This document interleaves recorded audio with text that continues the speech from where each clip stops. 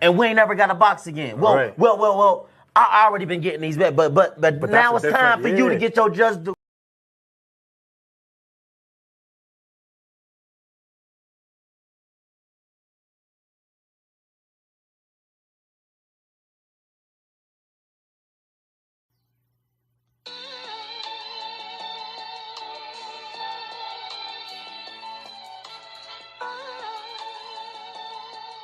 Yeah, you know the deal. We back again. Yo.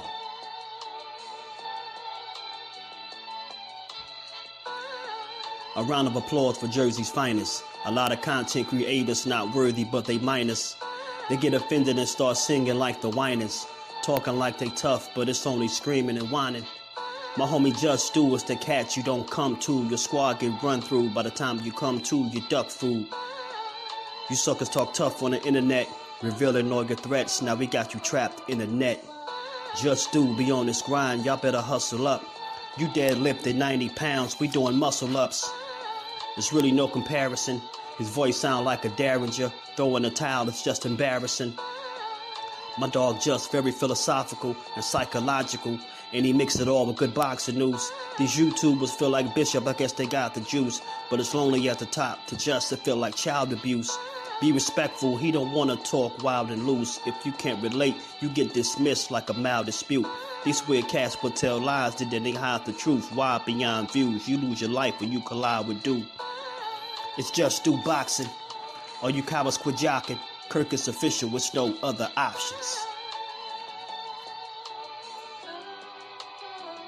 Yeah, yo.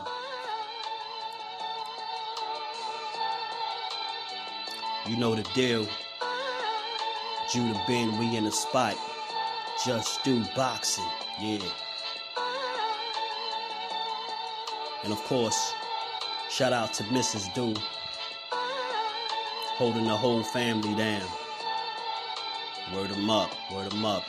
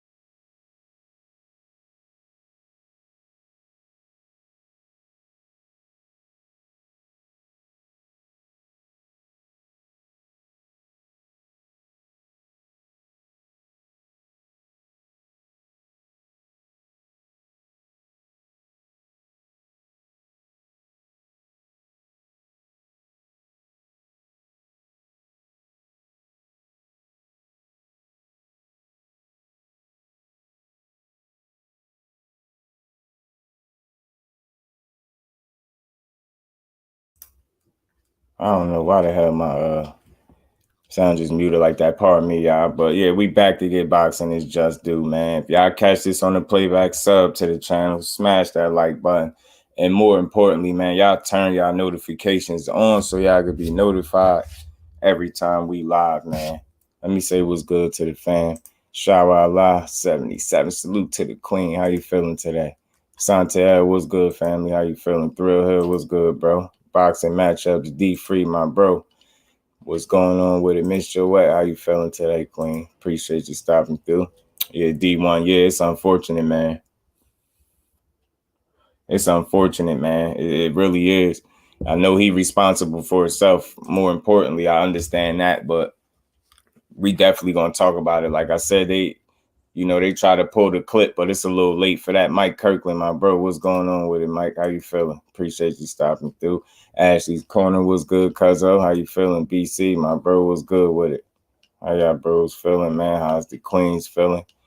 How everybody feeling in the building? Yeah, it's sad, man. It pisses me off, man. We gonna get into it because you know your boy, man. Y'all smash the like button for me as y'all roll, man. Even if y'all just passing through. Make sure y'all smash the like button for your boy, man. We gonna get into this. Like I said, they try to pull the clip, but I already got it. So We damn sure gonna watch it. And it's hard to watch. Like it's for me, it's hard to watch, man. And the irony in this video, I'm not even gonna lie, man. It's not about feeling sorry for people. I think we become too desensitized to the struggles of people in general, especially these athletes. So a lot of times people don't feel no type of way. They, people, I done heard people hope that he get knocked out. I mean, I just don't understand the whole hoping that somebody fails, pretty much. You know what I'm saying? By people saying they hope that he does this and they hope that. It's like, why are you sitting around hoping that another man fail? It's weird to me. It's pretty damn weird to me. But that's just me. I'm different, man. I'm just cut different, man. I'm cut different. Chop, what's good with it, Chop? Yeah, man. Need to see how bad you can get so they can actually help him. That's possible too, bro. It's unfortunate when they do it right in front of our eyes, though. Didn't realize how bad he was, but he was trying to tell them, though. He was telling people, you get what I'm saying? Edgar Chavez jersey is in the building, my bro. What's good with it? Patrick, what's good, Pat? How you feeling, bro? Miss B, what's going on with it? How you feeling? Appreciate everybody in the building. Y'all make sure y'all smash the like button for your bro. We gonna cook on a few things today, man. We damn sure gonna talk about this, though. We had to. I root for AB. I genuinely root for the dude. And it's just unfortunate when you see stuff like this, man. It's very unfortunate. Very, very, very. But like I said, man, I don't know these guys. I don't know these interviewers. And this is why I say that fighters shouldn't, man, they need to be more conscious and aware of the platforms that they're going on. Straight like that, man. Get in touch, get in tune with your core fan base. Understand the people that really rock with you and want to see you do well. I'm just sorry to say this was done in very poor taste. I don't know who authorized this, who gave the okay that this was something that you needed to upload. Like, man, the irony in this clip, man, it's this disgusting, straight up and down. I don't care. Integrity over views. Like I said, over here, we gonna grow the organic, authentic way, man. Integrity over views, man. I can never be one of these people, bro. Right. Always, D1. Always. Dungeon Talk with Doom, my bro. What's good with it? Doom, how you feeling? Mr. Kyler, what's good, fam? How you feeling? Does it not want it? Trust me. Yeah. And again, this ain't, his current state is not blamed on nobody. That's his own doing, man. He got to get right with himself, right? So I want to make sure that my message is coming off the right way. This is this is not to blame or point the fingers at nobody for his current situation, but I'm more so talking about the interview and why it was uploaded to begin with. Why did anybody think that this was let's interview him. He out of his mind, but yeah, let's play this, man. Let's play this, man. Salute to AB, man. Prayers to him, man. I'm just different. I don't expect nobody to feel for him. I'm just me. I'm saying it's not about feeling sorry. I just want to see that man do a lot better than what I seen in this interview. And this is after a win. This is not good right here, man. But let's play this, man. When we had Cassidy up here, he said some dope shit. He was talking about when people didn't have certain things in their life, they deliver it well. Talking about Cassidy? Yeah, because real shit. Hear my dog out. Hear what I'm saying though. He said that he said that when people ain't have something, they laughing. I'm sorry, y'all. I'm gonna be pausing this. They laughing already. I'm not trying to be funny or none of that. Notice it wasn't one joke being told.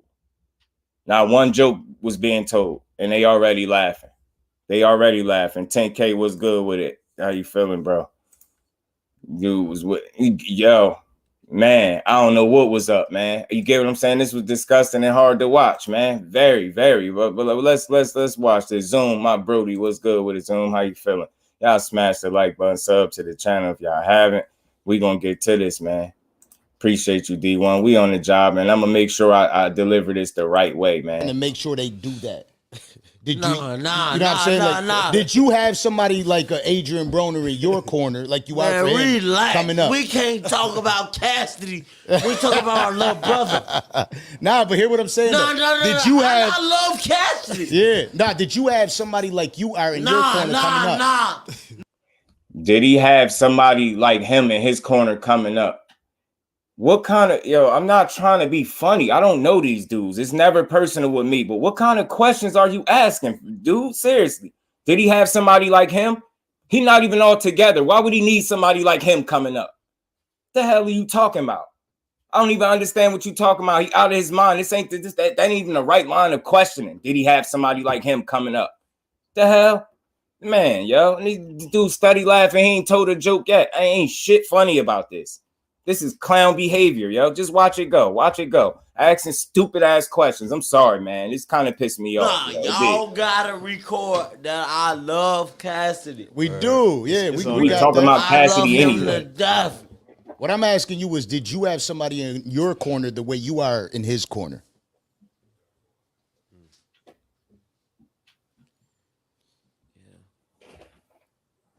Yeah. What? Idiot. This ain't the worst part. Watch the worst part. The worst part about to come, because I'm going to pause it on the worst part. One of the worst parts. Damn. Q Ruffin, what's good with it, family? How you feeling? Still got him. Facts. Facts, D1. Facts. Okay. I can't even talk about it, but. Right, bro. Still integrity over views, bro. Yeah. That's one thing about it. Any, boxing, officially for show, but all martial arts, it's something about lineage. It's something about that ain't about nothing. What you talking about? I'm talking about what you talk about. That ain't about nothing. What you talking about, bro? Okay. So what is it? He steady smiling. How are y'all even comfortable, bro? Okay. I call him every day. Every day. Again, man, I'm gonna pause this so I can make sure we having the right conversation. Because I know somewhere along the lines it's gonna get caught in translation, lost in translation. Let me be very clear. What I'm doing is not about blaming on anybody. I said this very clearly from the start. This is not about blaming anybody for his current situation. That is on him. I made sure I stated that. It's not about blaming anybody for his current situation. I don't care what he insisted. I don't care if he was adamant about it. I don't care if he was aggressive about it. My thing is he doesn't have the say-so to upload this video, this interview. And if it wasn't in bad taste, then they wouldn't have pulled the interview. So again, this is not about blaming anybody for AB's current situation. This is highlighting idiots, in my opinion, that would rather views over integrity. You know what I'm saying? I'm integrity over views. So it's not about blaming these dudes for his situation, but they are to be held accountable for uploading this video, whether they tried to delete it, pull it, whatever. It's already out there. Everybody's seen it. It was done in poor taste. They could have did without this. They could have left it alone. They ain't have to upload this. They could have did something else. You get what I'm saying? They could have, maybe next time, bro. We don't need this. You know what I mean? 10K to do the interview and reschedule times, and it was live. Yeah, that Brian C. Salute, fam. This one ain't never need to be uploaded, bro. Grease with Fire was good with it, fam. How you feeling? Dudes going, yeah, AB is the one drinking for sure. That's all I'm saying. His drinking that's on him. That's nobody's fault but his own, right? But again, if this is a guy, if I done had a few fighters on here, right? You know what I'm saying? I didn't have AB, but I had a few fighters on here, right? If this was the case, if I had a fighter and I rock with him and we're interviewing and you drunk out your mind, and it just, I know all that's it's nothing good that's gonna come from this situation right here. None at all.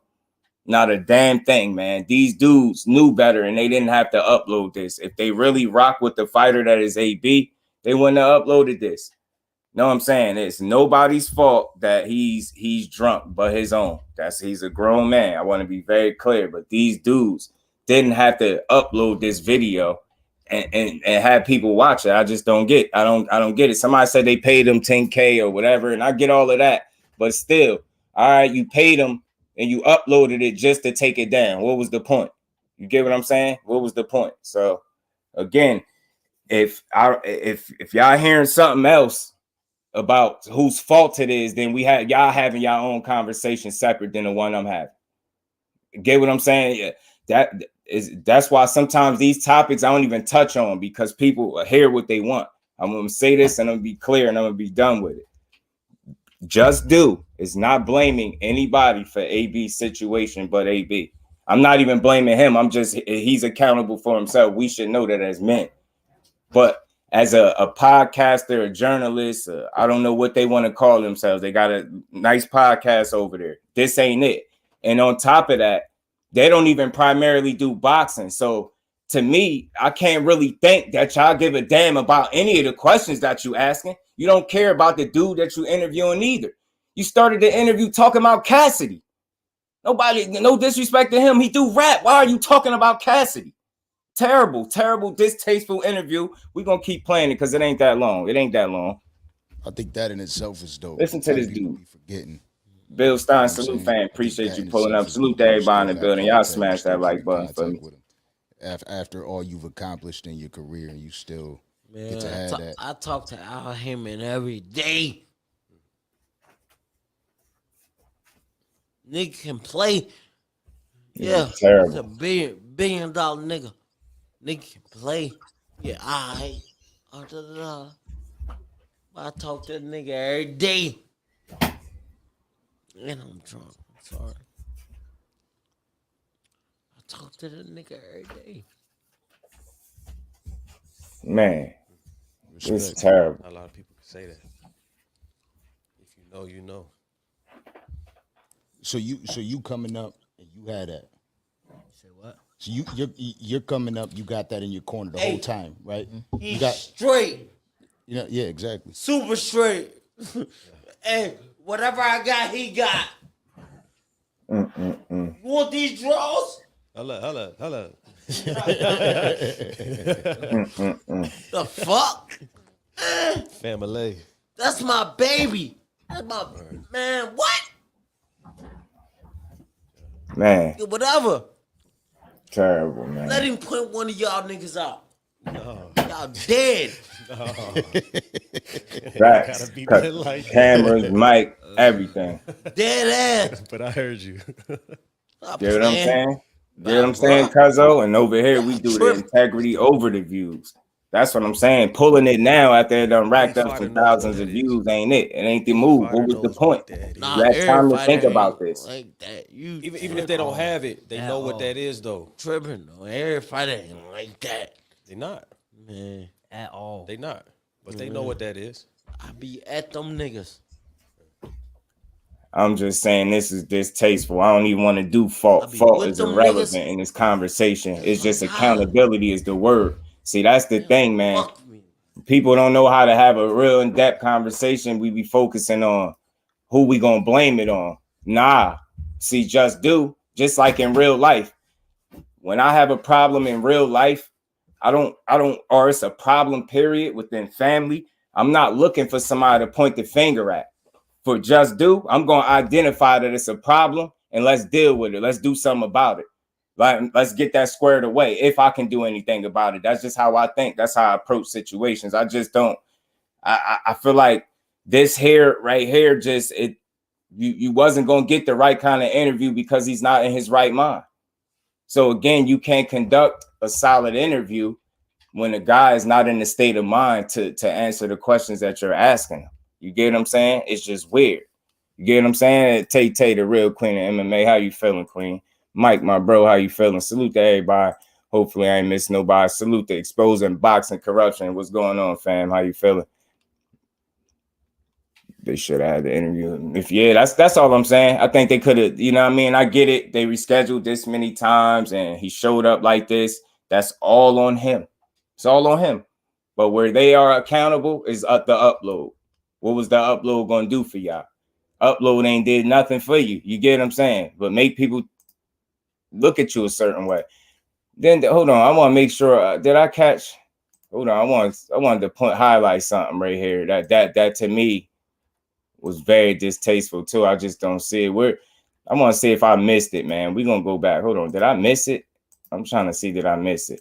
Yeah, nah, because real shit. This dude drunk out his mind. Hear what I'm saying? He got a problem, obviously, with alcohol. He said this that guy people right here with the hat on, he was drinking. He had a couple. They tend to make sure they do that. He had a couple of liquor. You know what I'm saying? Did you have somebody like an Adrien Broner in your corner, like coming up? We can't talk about Cassidy. We talk about our little brother. Yeah, why are we talking about? But hear what I'm saying? Did you have? I love Cassidy. Yeah, did you have somebody like you are in your corner coming up? Y'all gotta record that. I love Cassidy. And I get it, y'all. Listen, that's why I want to make sure we having the right conversation. I don't want to fault these dudes, but it's just accountability and pointing fingers. I think is two different things. You get what I'm saying? That's not what that. A lot of times when you sitting up pointing fingers, trying to put fault, you don't get nowhere. Kind of, you know what I mean? You could kind of chase your tail with that. But what we can do is identify that this is an issue here. There's an issue here, and it's a way that you can deal with this issue. You get what I'm saying? Just out of respect for what you do as a podcaster, as an interviewer, like, you get what I'm saying? As a man, all cameras and microphones aside, like, is this something that you would feel comfortable uploading if it was you on the other end? Would you want somebody uploading you out of your mind? Get what I'm saying? Sometimes you got to take that L, bro. You got to take that L. But again, it's not really an L at the end of the day. This is something a lot of people could respect, not even seeing this.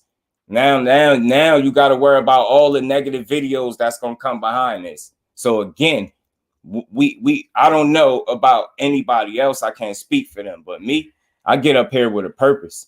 You know what I'm saying? I get up here with a purpose, and my integrity and my respect is by far one of the most important things to me. So it's a certain way I'm gonna move each and every time I'm up here. So again, I don't knock nobody for not seeing it the way I see it.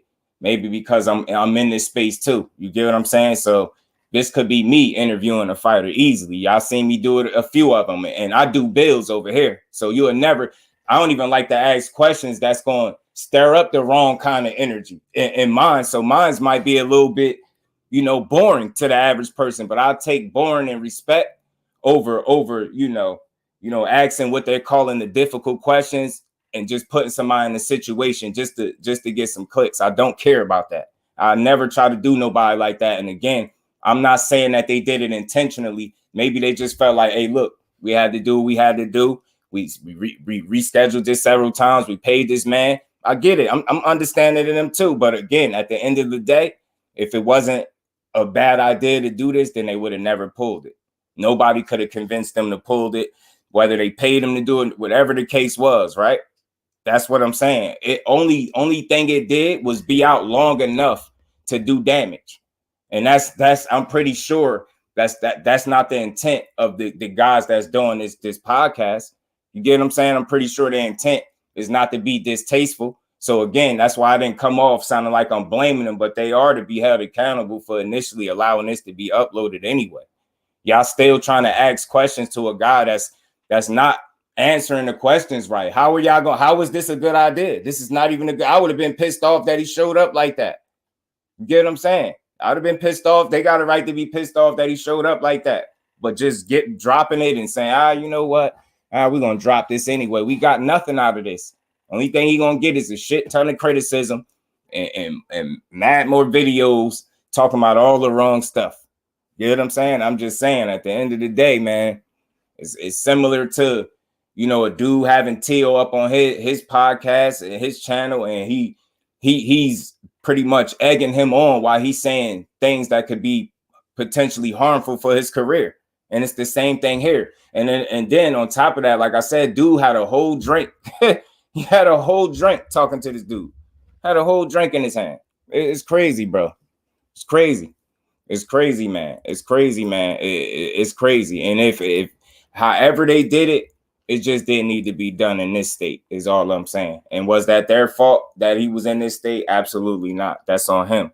But it is on them for uploading it. That's just self-accountability. And again, they obviously held themselves accountable to a certain degree if they pulled it. You get what I'm saying? So again, this wasn't a conversation to come off and make these individuals the worst guys in the world, because I'm sure that's not their stilo. You get what I'm saying? But again, we just got to be more mindful of what you put out there to the audience. Like, this in no way, shape, or form helps nobody. This don't make y'all look good as a brand, as a team, and damn sure don't make AB look good. But again, it's not about who fault it is. We don't get nowhere with that. We can go back and forth all day about that. It's just self-accountability. And I realized something in life: whenever individuals hold themselves accountable, you don't have to point fingers. You don't have to say whose fault it is if people are just holding themselves accountable accordingly. That's all. That's it. That's all. You know what I mean? These ain't no bad guys. These ain't the worst dudes in the world. Everything about them ain't trash, but this was just distasteful. And maybe, like I said, maybe the intent wasn't what actually happened, but sometimes, you know what I mean, you can intend for one thing and then something else totally different happen. You know what I mean? Jay Grant Jr., salute, fam. How you feeling? Big Tex, what's good, my bro? JJ, salute, man. Salute to everybody in the building. Yeah, it's sad and it's unfortunate for AB because, you know, by him just getting back in shape and making that ring walk was a win. Him stepping just back in between the square circle, let alone actually getting a win in the win column that wasn't debatable, like he really went out there and won that fight. That was a win, man. I felt like he was building so much momentum, and it's just unfortunate to see this.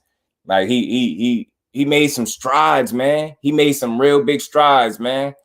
And I'm just talking from a man's perspective now. I ain't talking about AB the boxer. I'm talking about AB the man. All that stuff he went through, I mean, dealing with alcohol and getting yourself all the way back into enough shape to go out there and win you a fight, get you some rounds in, get you a bag, get your name back in the light for the right reasons. And I think you just take 2-3 steps back with a situation like this. And I don't know, man. This is something I would have rather not woke up and had seen. And again, I want to be very clear. Salute to the Danza Project. Salute to them bros over there, man. But I feel like this one was one you that just had to keep in the record books, in my opinion, and just call it what it is. You get what I'm saying? Just call it what it is. And the fact that he hammered out his mind and y'all drinking right in his face just so casually, like he don't got a whole problem, I think it's weird. It's just a little weird, you know what I mean? But I mean, different strokes for different folks. I mean, AB got to hold himself accountable. Just like I said, for them to upload this, he definitely got to hold himself accountable. If they rescheduled this a number of different times and you was paid and then you showed up like this, that's 100% on you. And it's unfortunate to see it.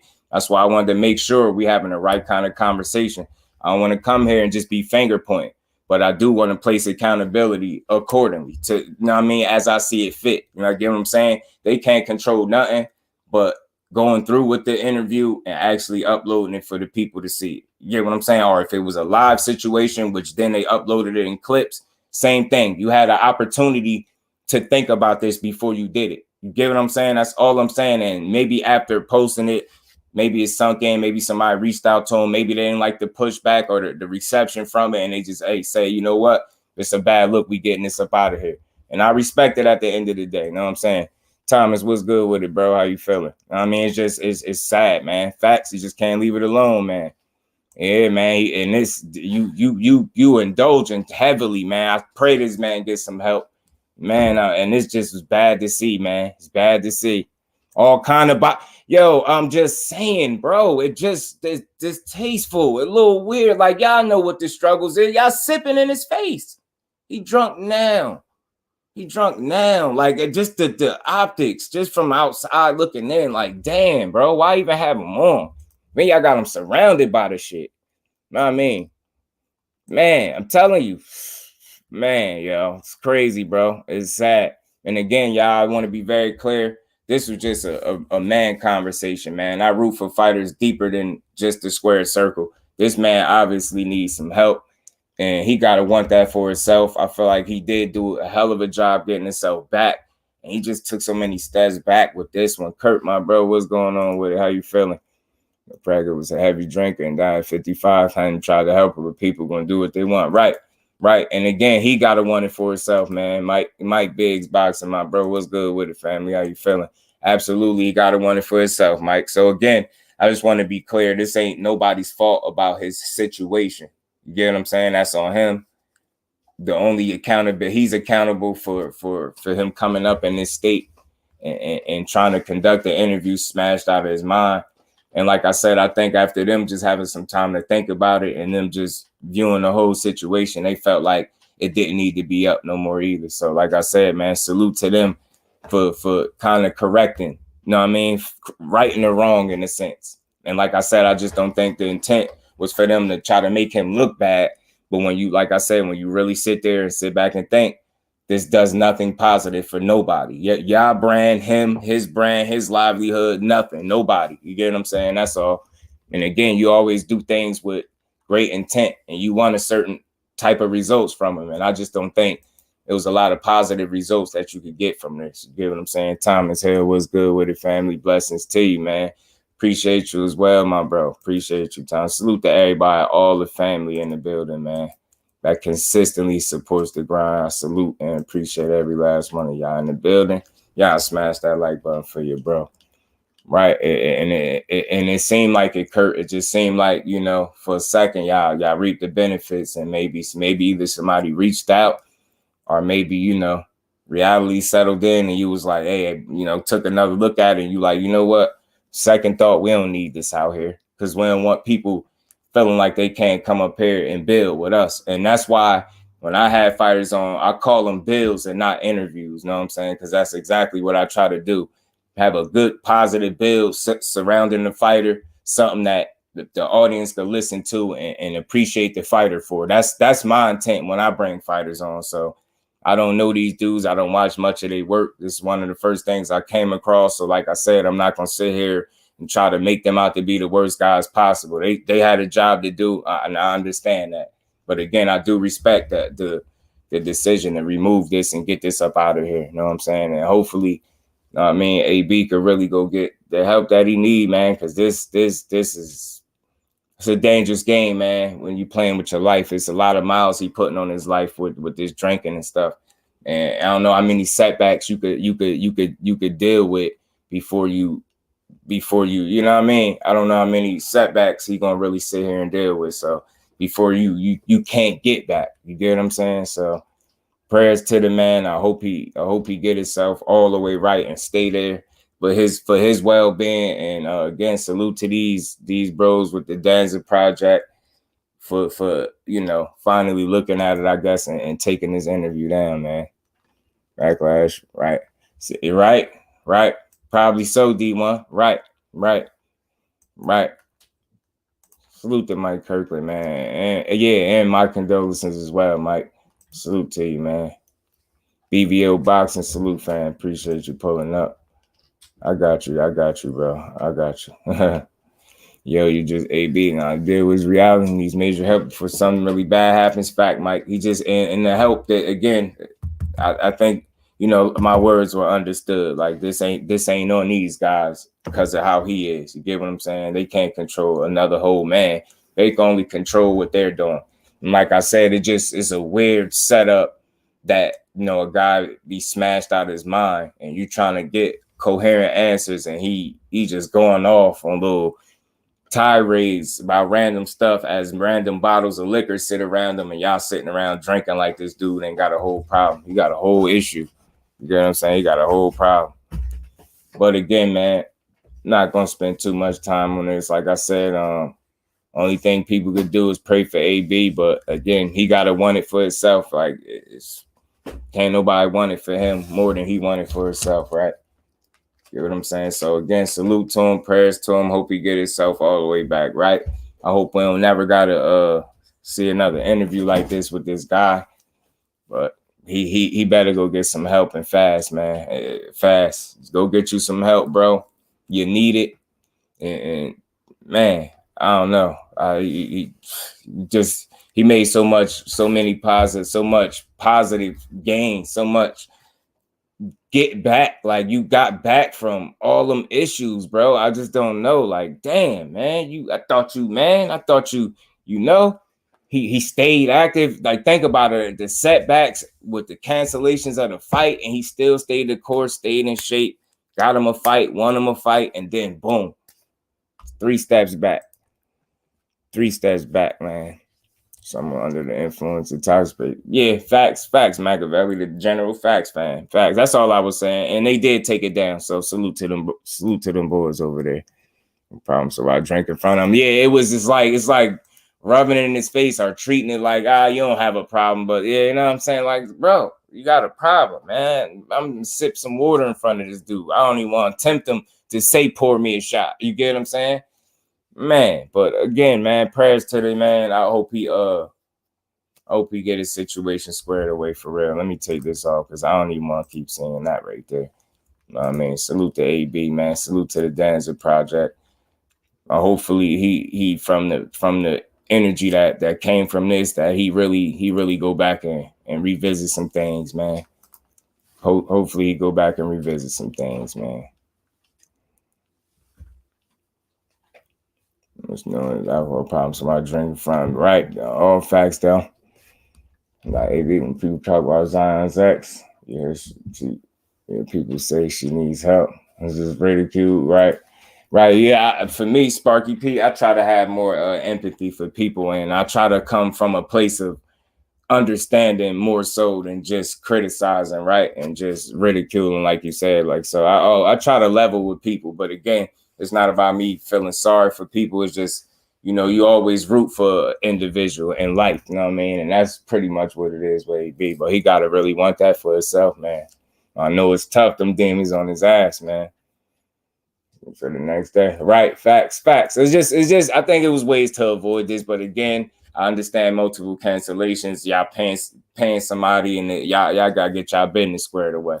And I get that. And I still respect them having the decency to say, you know what, this don't need to be up. You know what I'm saying? This don't need to be up. So respect to them boys, like I said. But we gonna talk about some other things because like I said, seen a couple things that caught my interest today, man. Okay, we're gonna bring this up, man. Salute to everybody in the building. Y'all know they keep I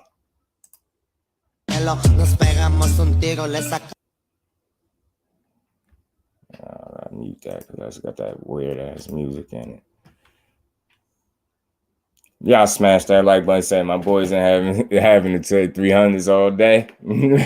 Y'all smash that like button. Give me 2 seconds. Let me get my drink.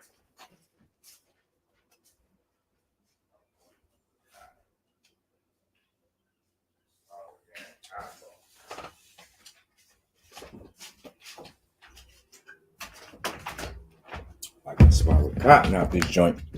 Salute to the fan, man. But we gonna keep cooking, man. We got a couple more things to talk about. And y'all know, like I said, I'm gonna be talking about this fight all the way until we get here. Different conversations, you know what I mean? Different breakdowns, different little focal points about this fight. That's gonna make it fun. Mike Kirkland, man. Salute to my bro, always showing love in that super, man. I hope Broner has a Mike Tyson story and not a Rocky Lockridge story. Right. You get what I'm saying? You see how Mike is at peace, man. He like that's a good point, Mike. Mike, if he can do it, bro. Get what I'm saying? If he can do it, bro. AB, you can do it, bro. You can do it, AB, man. You still got people that rock with you, bro. And we ain't never got a box again. Well, right. well. I already been getting these bets, but now it's time for you to get your just due.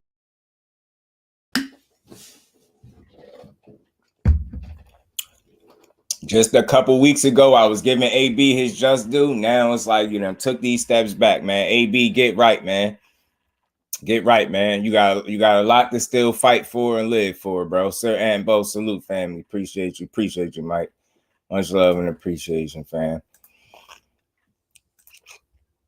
And again, man, just blessings to the man. Blessings to him, man. He can do it. Mike can do it. He can do it, bro. He can do it, man. I just hope he go find the necessary help to keep him, away from anything that could be harmful for him. He just don't need it, bro. You know what I mean? You came too far, bro. You came too far.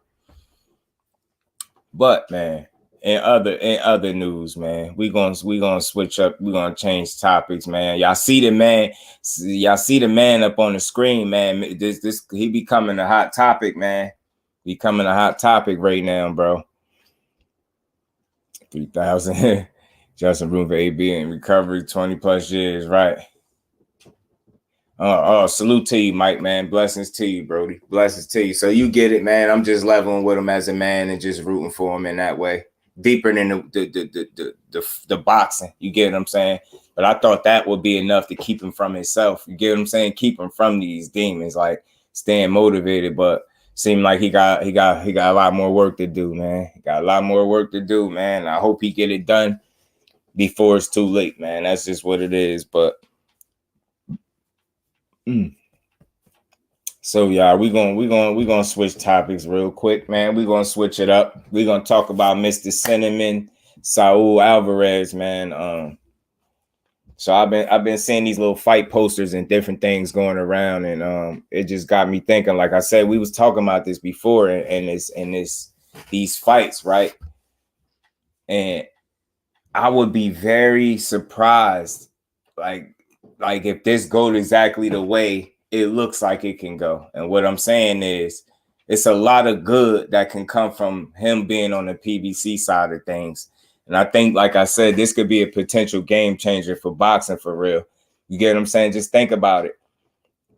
PBC was already doing their thing. They already had, to me, in my opinion, the majority of the athletes that's doing their thing. To get him to come over there and do business as well, now that just makes the fights over there that much bigger, because now we got this guy has no choice but to fight what's over there on this PBC side of things. And if we all know how we know, just like AB said, you know, Al Haymon wants you to fight Godzilla. You get what I'm saying? He wants you to fight Godzilla. So what we hearing is, Drug never fight more. Next, he never will. Hey man, so look, that's what's up. That's the fight that they're talking about the most. And like I said, I don't just be coming here talking, I always do my reading. And they're saying Canelo is back in camp. You know, he started camp already for Jermall Charlo. This is what I read today. So, you know, this was one of the videos or something that he had up on his IG, I guess. And, you know, he dropped the little subtle message saying, deal done, see you in September. So they're saying this is some training that he was already doing in effort to get ready for Jermall Charlo. Now, I don't know. I ain't trying to make too much out of this clip. It's just a very small clip. I get it. He working out. He could have been doing all types of stuff before he got to this point. But if you really paying attention to this clip, if y'all remember, man, this is this Canelo. How often do you see Canelo hitting his bag and uploading clips hitting his bag? And I'm just telling you, the same intensity that he usually has on his bag and crisp and the speed, I see a considerable different guy, what I'm saying, hitting his bag. And what I'm going off is this being the more recent footage of him working out supposedly for this fight. And what I'm saying is, I think Jermall Charlo might be in better shape than what people actually realize. You get what I'm saying? This dude ain't like he no spring chicken. This dude ain't been looking hot, bro. He ain't. And now you starting to look less of yourself when you hitting on this bag, and this be your highlight. I'll go find a more older one and show you the intensity Canelo usually come with on his bag. And I just don't see it here. Maybe I'm reaching. Or maybe it's just father time and wear and tear catching up to him. But I just don't think this fight is way out of the grasp for Jermall Charlo as much as people think. That's just me. Maybe I'm crazy, but at the end of the day, it's still boxing. And like EJ, I'm gonna go with EJ said. EJ said, man, if you need more than 8 to 10 weeks to get ready, then something wrong. You get what I'm saying? And I get it. The 2 years, like I said, I can see some rust early, right? But we talking about a guy that don't have a tremendously high work rate. You get what I'm saying? So, and Maul got he got some physical advantages that you just can't ignore. And him, given the athlete he is, I think he'll be able to utilize and take advantage of those advantages to me, man. A moment of clarity, we see them for the evil that they are and the harm they will inflict upon ourselves and those who love and care for us. Facts, Thomas, man. Well written, bro. That's well put, man. Perfectly put. Salute the flawless mentality, Dr. Mark, the OG, my brother. How you feeling, OG? Appreciate you stopping through. Great work as always, man. Salute to you, Dr. Mark. Appreciate you, man. And reports that mall dropping folks. I seen some sparring, and like I said, I know somebody that knows mall trainer. You know what I'm saying? I know somebody that knows mall trainer. I know somebody that's seen him personally in the gym, and they saying he don't look like a guy that's off a 2-year layoff and some change. You get what I'm saying? He ain't looking like no bump. Now he ain't want to overstate what he's seen, but at the same time, he just let you know Maul might be a little bit better than what people think. And I said this before, and that's not nothing I'm making up. So, and then I seen the little collage of the sparring clips, and I'm like, you can see him working himself right back to where he need to be. And again, a lot of this is going to be mental for this dude and really compartmentalizing it. If he's still dealing with any demons, putting them to the side, getting in that square circle and really having the fight of his life. I just don't think this is, a fight that's out of the possibility for him to win. I just don't feel like that. I think Jermall Charlo is a hell of a fighter, and he got some real advantages over this dude that you just can't ignore. You get what I'm saying? I thought I had a teller the tape in here from them, man. I got to tell her the tape. I'm going to just pull it up. Like I said, man, we talking about a technically fundamentally sound fighter in Jermall Charlo that is not a big for nothing kind of guy. You get what I'm saying? That man know how to use his height and reach and things like that. And height don't fight. You know that saying, height don't fight. But he know how to utilize his physical gifts. You get what I'm saying? He got one of the strongest jabs in boxing. You get what I'm saying? He hurt you. He dropped people. We seen him drop J-Rock with a jab. You get what I'm saying? Charlo got a hell of a jab, man. Hell of a jab. Canelo was what? I think 5'8", I believe. Charlo's like, 6 foot? You get what I'm saying? I don't know, man. Canelo got what? 70-inch reach to Charlo's 73. I just see some advantages for a fighter that really knows how to fight. And again, I can understand some ring rust, right? But giving a guy that just don't throw a whole lot, I don't think he'll be in trouble like that. And again, Canelo's cardio seemed like it's in question, especially as of late. It seemed like this dude is back getting tired. And the reason why I say back, because it seemed like it was a point in time in his career where it looked like he wasn't getting as tired and slowing down as much in fights. But the way I see it now, it seems like that's right back being the problem. This dude has a problem finishing fights strong. You get what I'm saying? He seems to have a ton of energy in the first 4 rounds or so. He's after he shoot his load, after you weather that initial 4 to 5 rounds at best, with him trying to swing for the fences and knock your head off, then he usually settles down a lot more. And I think the second half of the fight is where Maul could really take advantage for a guy that is known to slow down and not be that busy with his hands, man. And I get it. I know it's not going to be easy. None of these fights at this level are. But I think if it's anybody that can beat this guy, especially the version of the guy that we seeing, like, man, Jermall Charlo come in there switched on, bro. Canelo gonna be a problem, bro. Right? Where into his real Charlo really can beat him. I'm starting to think that, it's time to really talk about this matchup and the possibility of him really losing to, like, what is it that he's doing so crazy nowadays that we feel like Jermall Charlo won't be able to deal with? You get what I'm saying? 817, my bro. What's good with it, family? How you feeling?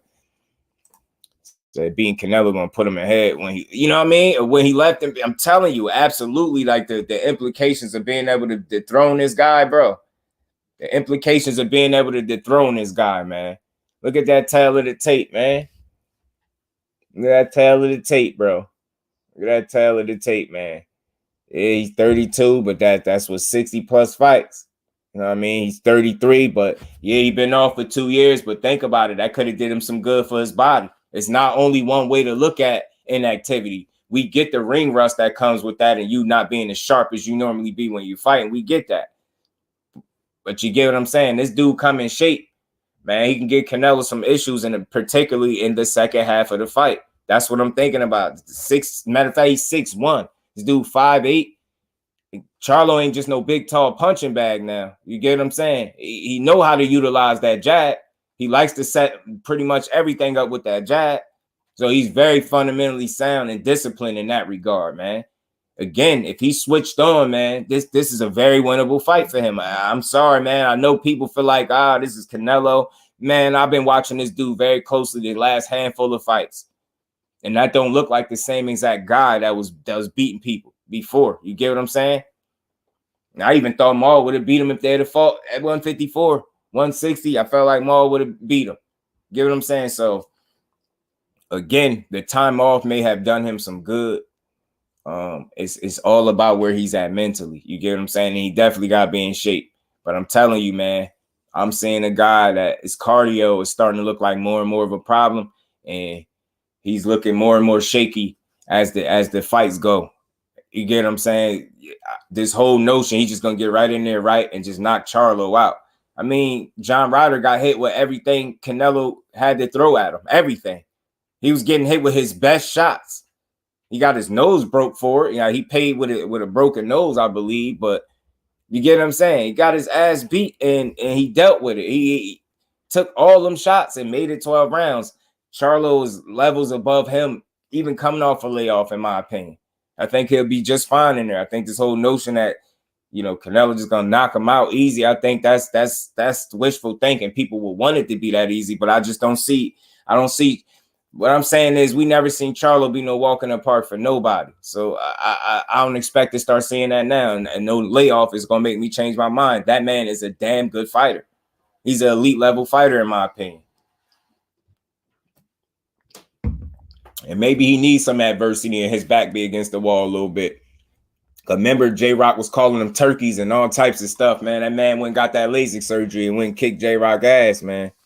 It's all good, D1. You get, you know what I mean? That jab could really be problematic, D1. And look, just think about some of the success John Ryder was able to have and how he was able to make Canelo. I know it's a fight. He had him looking like Rudolph in the nose. You get what I'm saying? You get what I'm saying, Asante L, brother? It's more than one way to look at inactivity. You get what I'm saying? Could have done his body some good. You get what I'm saying? Detroit, BC, salute, fam. How you feeling? People just laid out the blueprint. I don't care how long Jamal's been on the sidelines. He beaten. I hope they do fight. Yeah, man. I'm telling you, I hope this is the fight because it's a lot of talks about it. Like I said, they out here making fight posters. Like I said, I got this tail of the tape up here. This just make you feel like this is coming. And again, I root for this dude, and I do think he can win, bro. I don't think nobody's crazy for thinking Charlo could win. But to think he just gonna get walked through, I think that's a little crazy. I just don't see that. You get what I'm saying? Like, gotta think Canelo ain't just walked through John Ryder. He ain't just walked through him. He beat him up. Don't make no mistake about it. He beat him up. But he ain't just walk right through him. And he got met with some resistance, had his nose all punched on and all that. So it's just not out the realm of possibility for Charlo to have so much more success than a guy like John Ryder, to me, against Canelo, especially this version of this guy that to me appears to be slowing down a bit more. And you can see even with his the way he approached, the way he training to me just look different. He don't look as intense. And again, he could have been doing a number of different things. I'm willing to, say that that's a possibility. But to me, I just think it's just natural, wear and tear, man. You slowing down, not because you some trash fighter, because you are a human being, bro. You slow down over a period of time. Think about all the sparring that he's had. Think about all the sparring, the injuries, the knee braces, the elbow braces. He not wearing that stuff for a fashion statement, bro. You know what I'm saying? He ain't wearing. It's crazy. They think he just gonna walk through him like that. Mr. Mechanical, what's good, fam? How you feeling? Phillies Nunez, what's good, fam? J-Rock was calling him turkey. Oh, yeah. I don't know if you remember. Yeah, he was adamant about fighting him, calling him a turkey and everything. And remember, people was thinking that Maul ain't want to fight him. Man, I specifically remember, I think Ronnie Shields may have suggested for Maul to get the LASIK surgery or whatever it was on the eyes. I think that delayed the fight for a little bit. He got that surgery. This man came back and had one of the best. He landed the best uppercut of his career, single punch uppercut when he caught J-Rock, man. So, again, I believe when you put Charlo back against the wall a little bit, I do believe he's staying tall. I do. And I think this also could be a potential cherry pick gone wrong for the second time.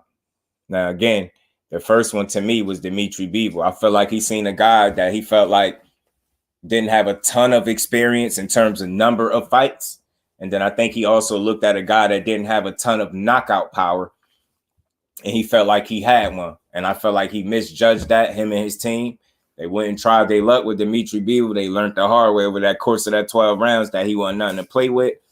Then he went around and gave us 2 more fights that we didn't want. Now, even though this Charlo, the timing of it is sus, but we got to take it how we could get it. And I'm not feeling bad for Charlo. After all, this is an opportunity I feel like he deserved for some time now. So if the time is now, look, I rock with him, and I do think he can win this fight. I just don't think he in over his head. I think the timing might be right for him. You know what I mean? 2 years off, like I said, maybe he's rusty in the first quarter of the fight. But like I said, when you got a guy that's not really, you know what I mean, going to do more than just throw a bunch of power shots, hooks, and uppercuts. You get what I'm saying? That's Captain Hook himself, and not the good Captain Hook. That's all Canelo going to do. He approached fights how he hit that bag. Limited jabs and a lot of power punches. Jermall Charlo can make the fight difficult by keeping a jab in his face. If John Ryder is able to have him looking like Rudolph in there, what do you think Jermall Charlo could do with a damn consistent heavy jab that we know will get you drunk if he hit you enough times with it?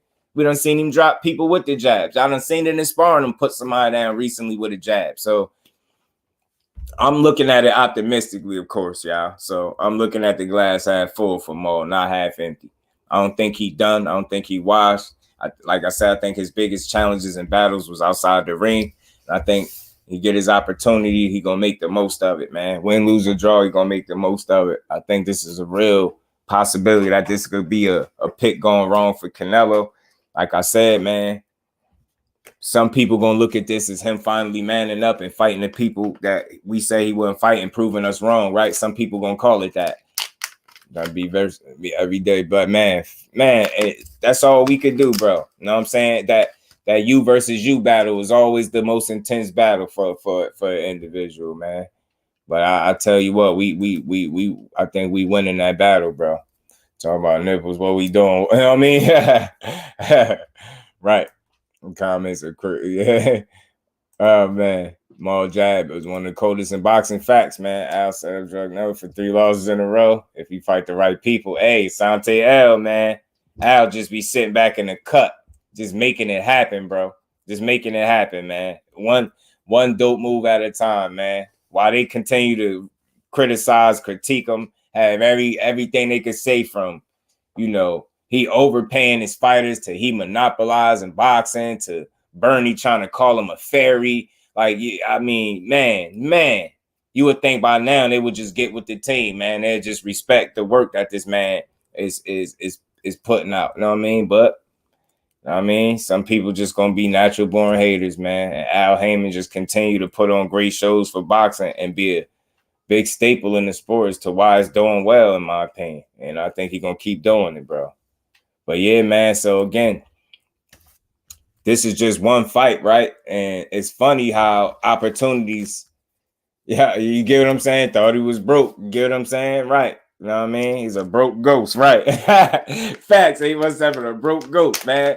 How you gonna complain about a dude paying their fighters too much, bro? That was one of the wildest ones I heard. I said, damn, you gonna be mad at a man because he get his people paid, bro?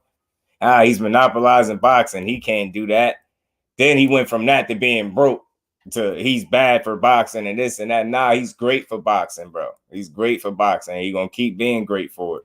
You know what I mean? I find it very convenient that the people that don't work for him, work with him, got no business dealings, are the only ones that have something negative to say. You get what I'm saying? I don't feel like it's no coincidence that, you know, fighters ain't coming out by the boatloads complaining about the treatment of Al Haymon and how he do fighters. You get what I'm saying? So I think that's a lot to be said about the character of Al Haymon, the ghost, the broke ghost, as they like to call him.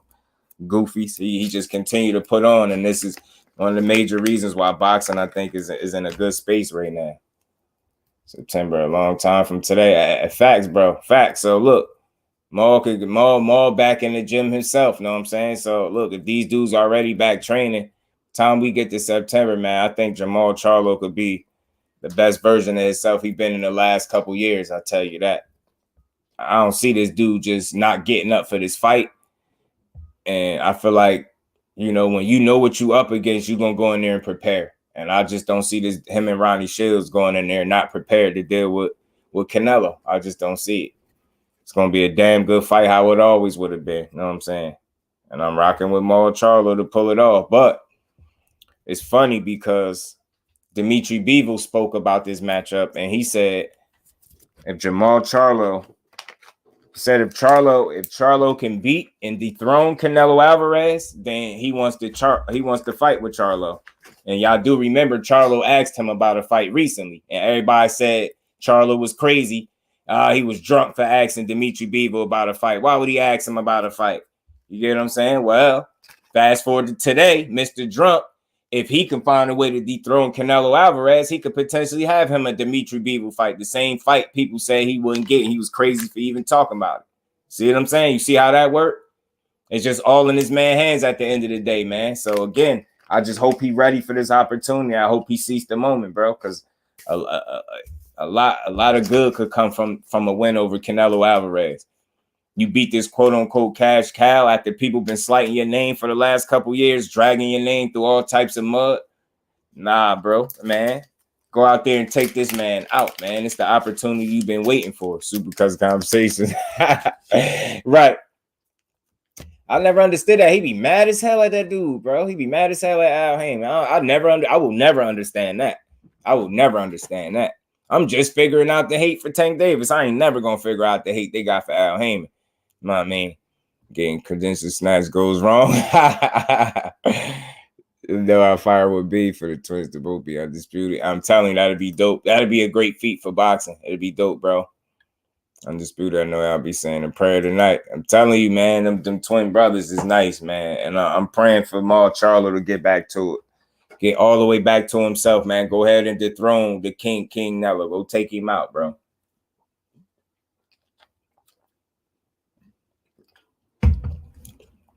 Go take him out. But again, y'all, this could be a game changer in boxing. Like I said, I think he surprised not just me, a lot of people going over there to get smoked with the PBC. And 3-fight deal, like I said, I think potentially that could be a retirement plan for him, especially if he fights the right guys. He goes and fight a Charlo. You see who in the thumbnail, they got Morrell, Benavidez, Spence. I know some people thinking Spence at the back end of that. You know what I mean? I'm just like, man, that'd be crazy if Errol Spence was at the back end of this deal. It'd be wild. But nonetheless, man, all the smoke is there. He didn't deal with Matchroom. I don't feel like they had enough fights for him. I think he literally went where the most smoke is. And I gotta respect that. And I hope this means that not only we get him and Charlo, but we get him facing 2 more PBC guys that's nice. And I'm telling you, I got a feeling that he trying to chase dudes at the right time. Canelo know what he doing, man. And I said this before. The thing he got best at the most after fighting Floyd and losing to Floyd was picking his opposition. He's very smart at picking his opposition. I will give him that. I got an idea why they hate in mind. You know what I mean? I'm telling you, Mike, it's disgusting at this point. You would think they'd give up. I'm gonna have Maul in top shape in my pen. I'm telling you, man. I'm telling you, I just don't think they'll take a fight of this magnitude if you're not gonna be in the mental and physical shape that he need to be in. You know what I'm saying? Derevyanchenko, I'm telling you, that win right there, Sante L showed me something with Jermall Charlo, man. Whom is the face of truth? Yeah, his old career lie. I'm telling you, man, they've been manufacturing the hell out of it. I'll tell you that. Right, Dill Nello, 401k out the door. Facts, Mr. Mechanical. That's what I'm saying, bro. That's what I'm saying. But I'd really hit the back door. We're gonna get into that too, because I got another clip. Something very interesting about Bud Crawford and the EJ fight. And like I said, I try to find different conversations that we didn't have centered around the fight all the way until we get there. And I seen something very interesting on the Porterweight podcast, a little small clip that I ain't hear that conversation being discussed. So we damn sure gonna talk about that in a second. Canelo said plant bag hit different. Man, that money was righteous to him, man. Salute to everybody in the bill. Sir Bo was good with it. Y'all smash that like button, sub to the channel if you haven't. We're gonna keep rocking. Like I said, this could be a game changer, y'all. PBC was already putting on before Canelo got there. 2 more fights, man, with the right people, man. We could really see something. We really could see something, man. We really could potentially see some great fights out of this dude.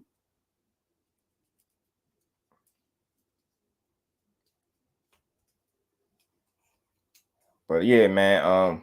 Let me get to this clip though. Let me take this down. See this clip. This is very interesting about this fight, matter of fact. So look, if Canelo is to give us the fights we want, man, we could potentially see him in an Andre fight. You know what I'm saying? I think Benavidez is out, but maybe we get an Andre. And the reason I got reason to believe he chasing the guys that he feel like ain't look like the best of themselves. So I still think he might be in for a rude awakening. I don't think none of these fights over there at the PBC gonna be easy for him. But I do respect him making that move and going over there to get that smoke. I do respect it. But I don't suspect that none of these fights would be easy for him. None of them. Let me take this off. We got this little clip on. There it is. I'm just trying to do my business. PBC putting on the UFC these days. I'm telling you, every time you turn around, good events, man. Meaningful cards, meaningful events that you could complain about because, that's all people do anyway. But if you really paying attention, they putting on in a big way. They're not the only one, but they really doing it. They really doing what people said they couldn't do. And I think like getting Canelo, like a lot of people ain't going to give the PBC or Al Haymon the credit that's deserved. They managed to get a guy that y'all saying is the king of boxing and the face of boxing, right? Other than Tank, y'all say it's Canelo, right? And look who he doing business with, Mr. Broke Ghost himself, Mr. Broke Ghost Haymon himself, huh? Man, PBC one more time, man. If y'all, I don't know if y'all listening, man, but yeah, and JusDueBoxing would love to be broke like y'all. Teach me the ways of the broke, PBC, please. Salute. Matter of fact, I'm just different. Salute to every promotional entity and company that's responsible for putting on quality shows. Period. That's just what it is. That's how boxing goes. You get what I'm saying? I feel like all these promotional companies got fighters that's good enough where they're responsible for putting on good shows. You get what I'm saying? Anywhere you look, you know what I mean? No one promotional banner has all the talent. You get what I'm saying? Now, PBC got a damn lot of it, or most of it. I mean, there's still some other talent spread out some other places, you know what I'm saying? So, but right now, PBC, this their year. Even Eddie Germ admitted that 2023 is the year for PBC. He even said that. He admitted to it. He had that, man. This is Eddie Hearn, a hater himself. You know what I'm saying? Buckle up, boxing talk. Salute, family. Mr. McCann, salute, man. Appreciate you, bro. Yeah, man. Y'all smash the like button for your bro. It ain't gonna smash your back. Just punch it out one time, and we gonna keep cooking because we about to talk about this fight right here and another angle of it. And y'all tell me if y'all heard anybody talking about this in specific, because I haven't. I just came across this little clip today. I said, hey, man, this is a good conversation right here. This is a good conversation because something I noticed, right? Something I noticed when it pertains to the Bud and EJ. I don't know if y'all see it this way, but I've been thinking for a little bit and I've noticed something. When it pertains to this fight, I've never seen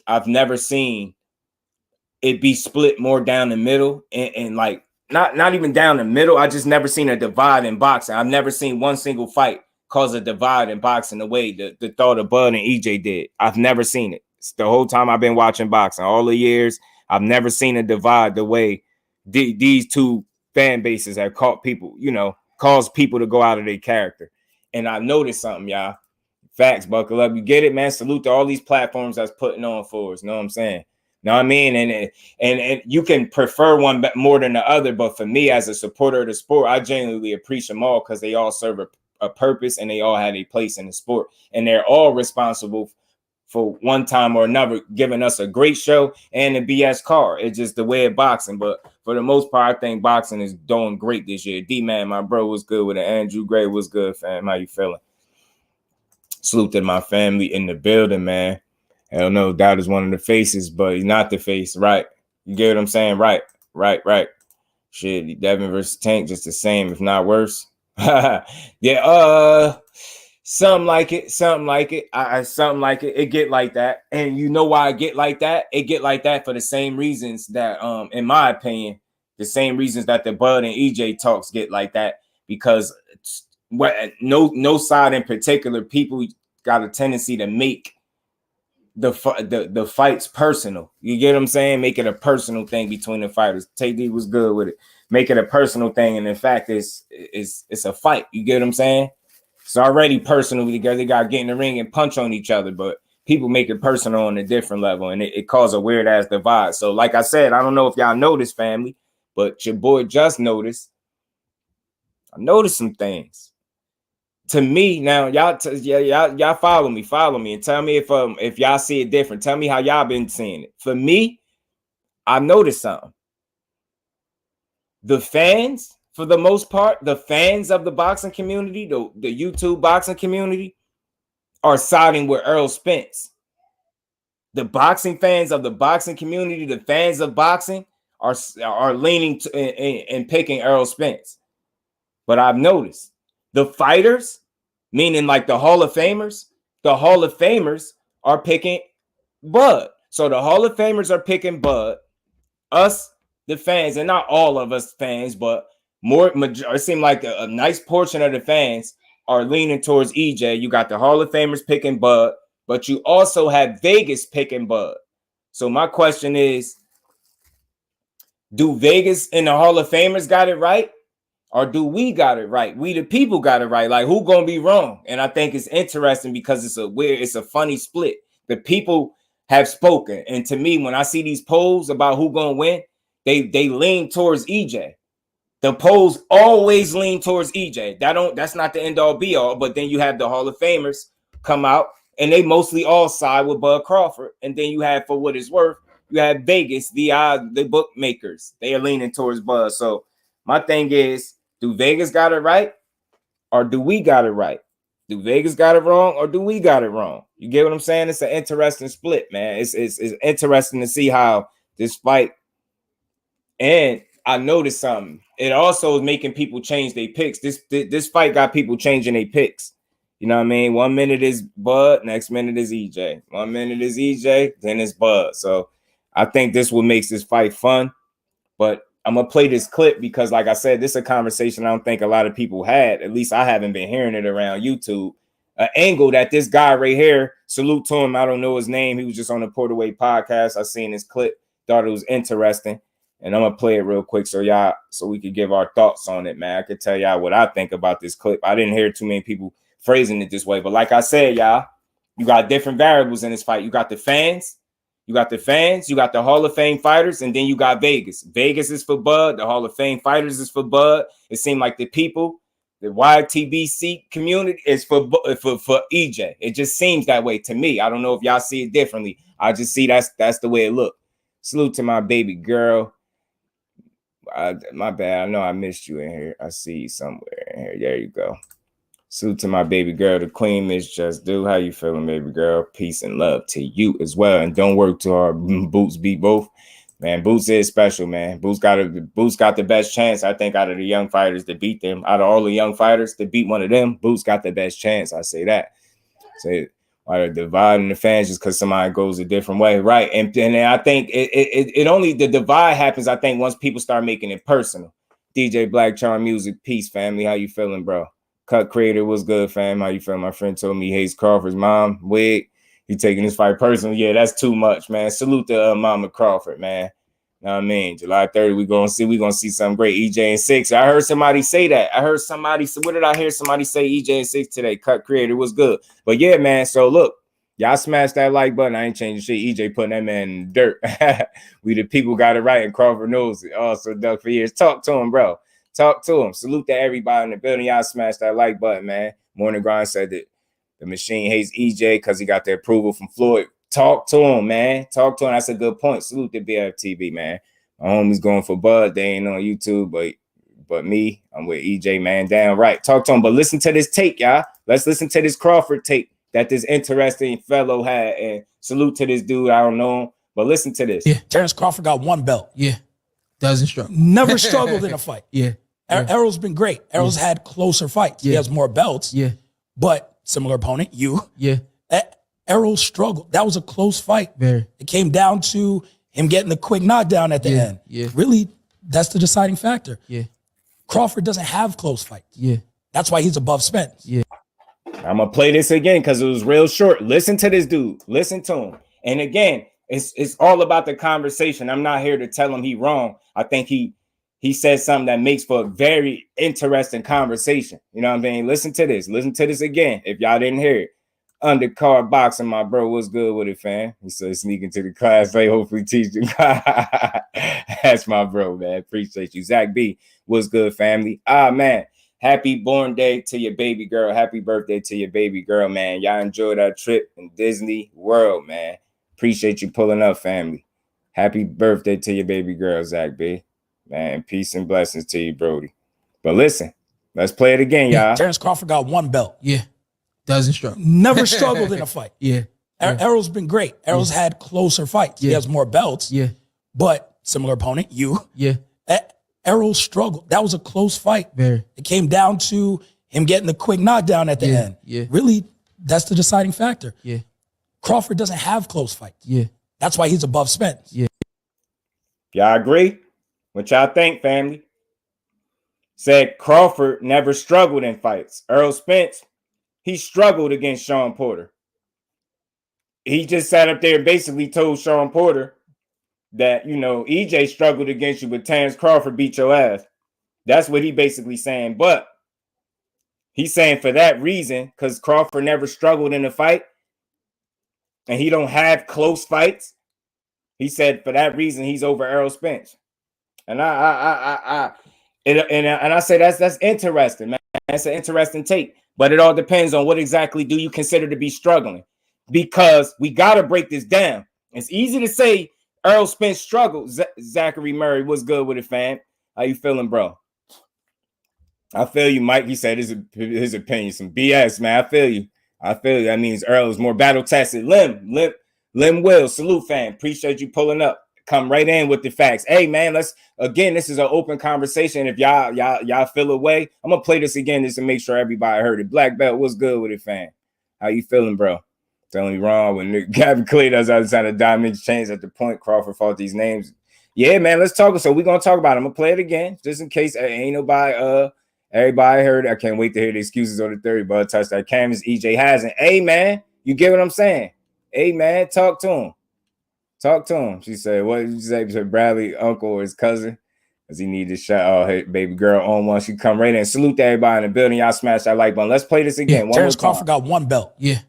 Doesn't struggle. Never struggled in a fight. Yeah. Errol's been great. Errol's had closer fights. He has more belts. Yeah. But similar opponent, you. Yeah. Errol struggled. That was a close fight. Very. It came down to him getting the quick knockdown at the end. Yeah. Really, that's the deciding factor. Yeah.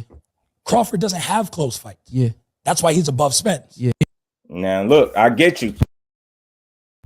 But it's all about what exactly is your definition of struggling. Now, follow me, family. Follow me. If I beat you at what you do best, and knock you down, I don't give a damn how competitive you made it, because I fought you doing what you do best and I beat you at it. I didn't make the fight easy for myself and box you, stay at the end of the jab, keep you at the end of the jab, work everything behind the jab. That was a fight. That wasn't a boxing match. That was a fight. And Errol Spence told you, whatever you want to do, I'm with it. I'll beat you at your own game. I'll fight you however you want to fight. And he did it. So again, I don't know if we're just going deeper. I don't know if you can say a guy struggled because he decided to fight a man's fight on some ego stuff. It was some ego stuff. But if I fight you at what you do best and I beat you and the fight is close, I don't really know if you can say I struggle. You get what I'm saying? I don't know if you can say I struggle. So you telling me, I get that Porter was stopped. I ain't even going to get into all the who stopped it. We get it. Porter was stopped, right? Porter was stopped. So you telling me that wasn't a close fight? What we talking about? So Sean Porter and Terence Crawford was a wash? What was it? It wasn't a wash. You get what I'm saying? You say, this dude never struggled and have a close fight. Could it be the timing that he fought some of these guys as well? You get what I'm saying? You never know, bro. You never know, man. Going to the Porter Way podcast next. Can't wait to talk anyone to talk nonsense, right? Hey, man, they make it sound good, but you can't lie. This. He said, fam, you smoking some bud pack already. Dank found salute, fam. Fellas at my Uncle Ruggers, I would have probably you a fool. 2 rounds, salute, fam. Appreciate you pulling up. Salute to everybody in the building. Y'all smash the like button, sub to the channel if y'all haven't. We're going to keep cooking. Like I said, this makes for an interesting conversation. Now, like bro said, that just means, like Lim said, he came right in with it. That just means EJ is more battle tested. It's a number of different ways you can look at it, right? You can say, yeah, Terence Crawford, he getting there, he more dominant this, more dominant that. You got to consider the timing in which he fought some of these dudes. You also have to look at the success that some of these dudes were able to have at the time they were able to have it. You get what I'm saying? Just think about it. And I'm just saying, just logically thinking, if the version of Kell Brook he fought was able to cut his eye and swell his eye up in like 3 rounds, just think about the version of Kell Brook that fought EJ. You get what I'm saying? Just think about, and just, I'm trying to be logical. I'm not, listen, just imagine, we like Cuzzo always say, Ashley's Corner, salute to the queen. One of the dopest. Y'all make sure y'all go subscribe to Ashley's Corner if y'all haven't. But she said it. She pointed it out. Sean Porter had 2 training camps essentially for Errol Spence while Errol Spence was coming off a fat camp. That's Errol Spence's fault. His fat camp is his problem, but that's still a reality. I'm coming off a fat camp. You essentially had back-to-back training camps for me. You're on record saying you're in the best shape of your life, and I still beat you at what you did best. That is not struggling. That is greatness. That's what being great look like. Getting in there, beating you at your own game. No disrespect. Crawford beat you up how he beat you up, but he don't go in there and beat you at your own game. Crawford go in there and do what Crawford want to do respectfully and beat your ass that way. But Spence showed the ability to beat you at your own game. Mikey wanted to box because he thought he was better, right? EJ went out there and boxed his head off. You get what I'm saying? So, I don't know, man. I see it more battle-tested. Errol Spence, I feel like some of the fights that he's referencing to that were more closer than they was for Bud Crawford, I think because of the timing in which he fought those dudes. No slight to Bud Crawford. But we all know that he didn't fight the Kell Brook that EJ fought. That's no slight to Bud Crawford. He did what Bud Crawford was supposed to do, whooped his ass. You get what I'm saying? We all know he didn't fight the Sean Porter that Errol Spence fought. Like, that's just being real. Those are real things. That's not no slight to Terence Crawford. That's just reality. People have a tough time accepting reality in boxing when they feel like it takes from the greatness that is their fighter. By us telling you, Bud didn't fight the absolute best version of Sean Porter, that's no slight on Bud. That's on Sean Porter. That's his dumbass fault for not being in the best shape of his life for the most dangerous fight that he claimed he was in or he was going into. Y'all felt like he was dangerous. You should have prepared for that level of danger. And I said this before, y'all, and just tell me if this doesn't make sense. Sean Porter was on record saying, I think he said EJ was the 4th best fighter he fought. I think he said Terence Crawford 1, Keith Thurman 2. And I think he said, Terence Crawford, Keith Thurman. Did he say Ugas and then Spence? I know he put Spence 4th, right? So just follow me. Oh, based off Sean Porter's words, if Errol Spence was the 4th best fighter that you fought, you put 3 other guys before him, right? Why? Just based off his logic, right? Based off his logic, if Errol Spence was the 4th best fighter, why would you be in the best shape of your life for the 4th best fighter you fought? Why would you be coming off of back-to-back training camps for this guy? You get what I'm saying? Why would that be the case? And then why, if Terence Crawford was the best fighter you ever fought, why the hell didn't you prepare that way? Why wasn't you on record for saying I'm in the best shape of my life? I didn't have the best training camp. Why? Why would you train your absolute best and hardest for the 4th best fighter you fought and not for the 1st? It makes zero sense to me. And that's why I always take, when Sean Porter get critiques and criticism toward Errol Spence, I just take it with a bit of salt, because you can't realistically tell me that you think Ugas is a better fighter than him. You can't tell me that you think Keith Thurman is a better fighter than him. You will be talking nonsense, bro.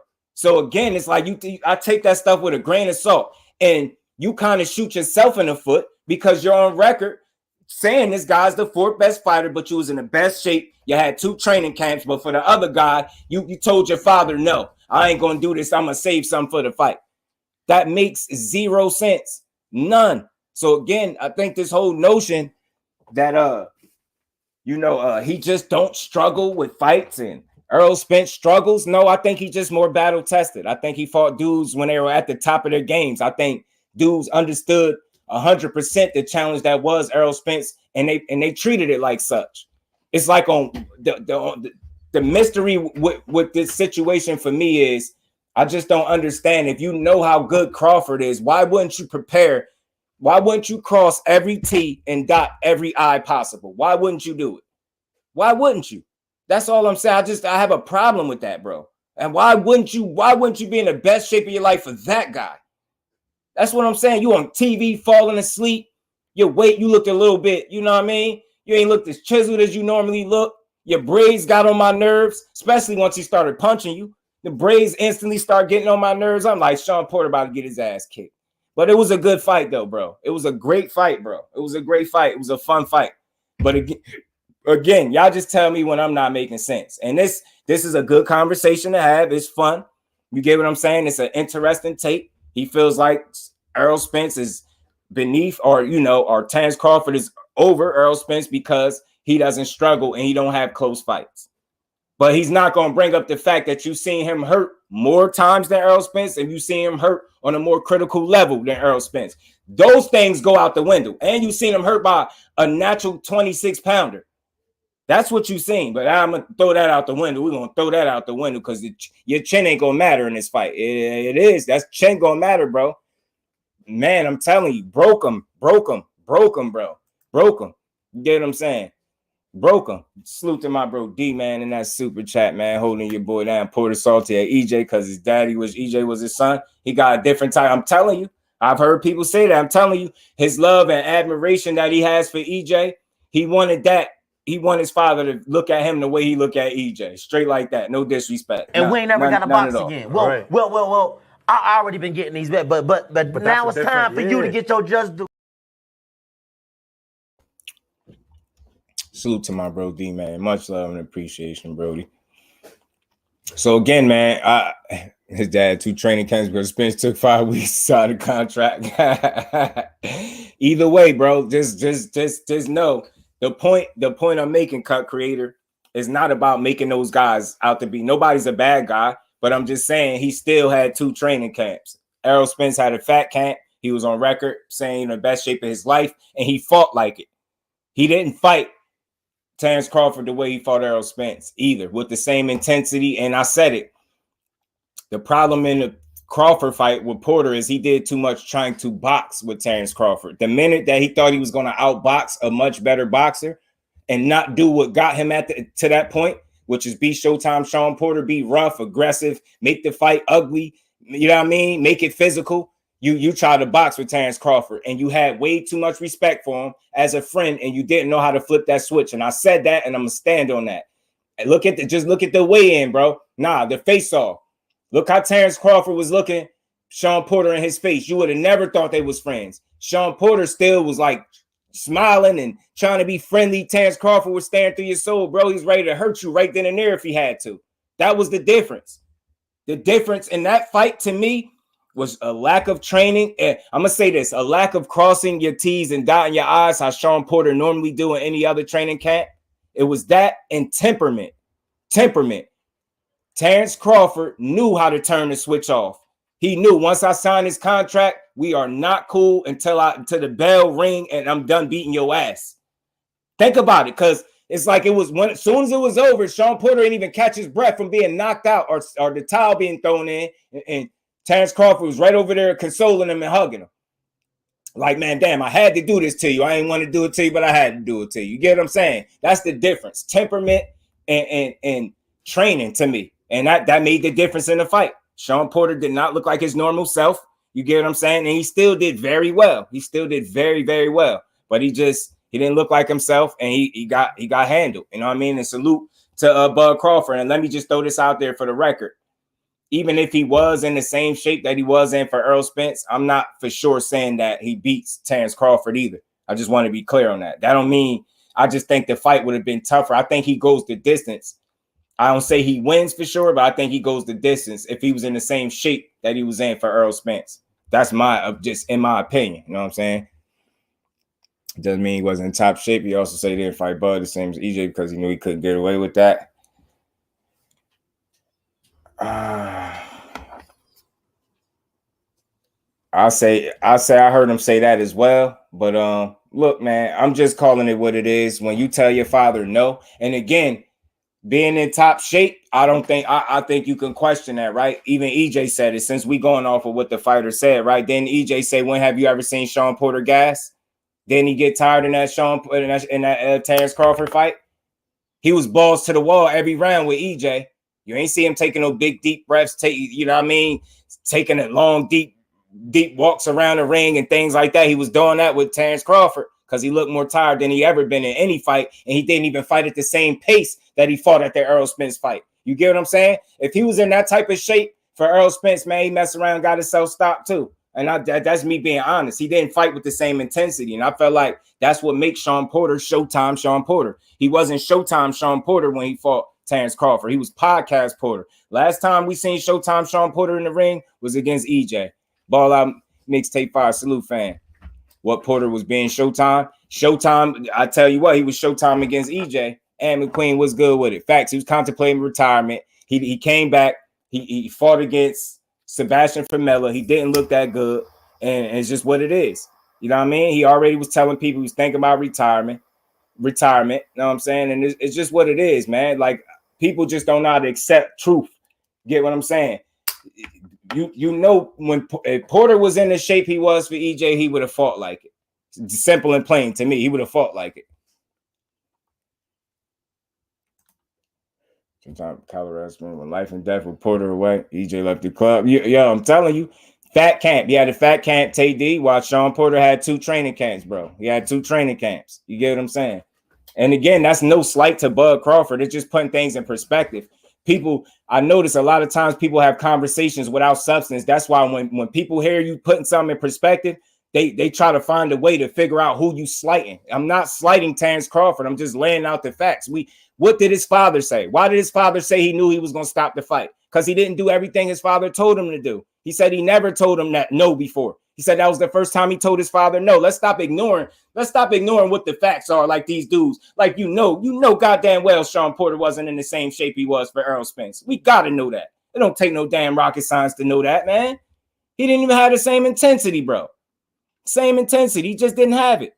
He just didn't have it, bro.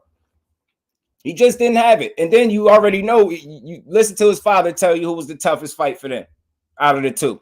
Listen to why he said why, which fight was tougher. Telling you, he took the last bit of Showtime up out his ass, Mike. I truly believe that. I truly do believe that. You never seen, just tell me if I'm wrong, everybody in here. After that fight with Spence, you never seen him fight with that level of intensity for the duration of a fight like that again. I don't think that was a coincidence, bro. When you look at the history of Errol Spence, he has a tendency to change fighters. Look at all the stuff Danny Garcia went through after he beat him up. You get what I'm saying? Like, you really got to get what I'm saying? Mm-hmm. And then Tank touched him up in sparring. Facts. I almost feel bad for EJ fans ahead of time.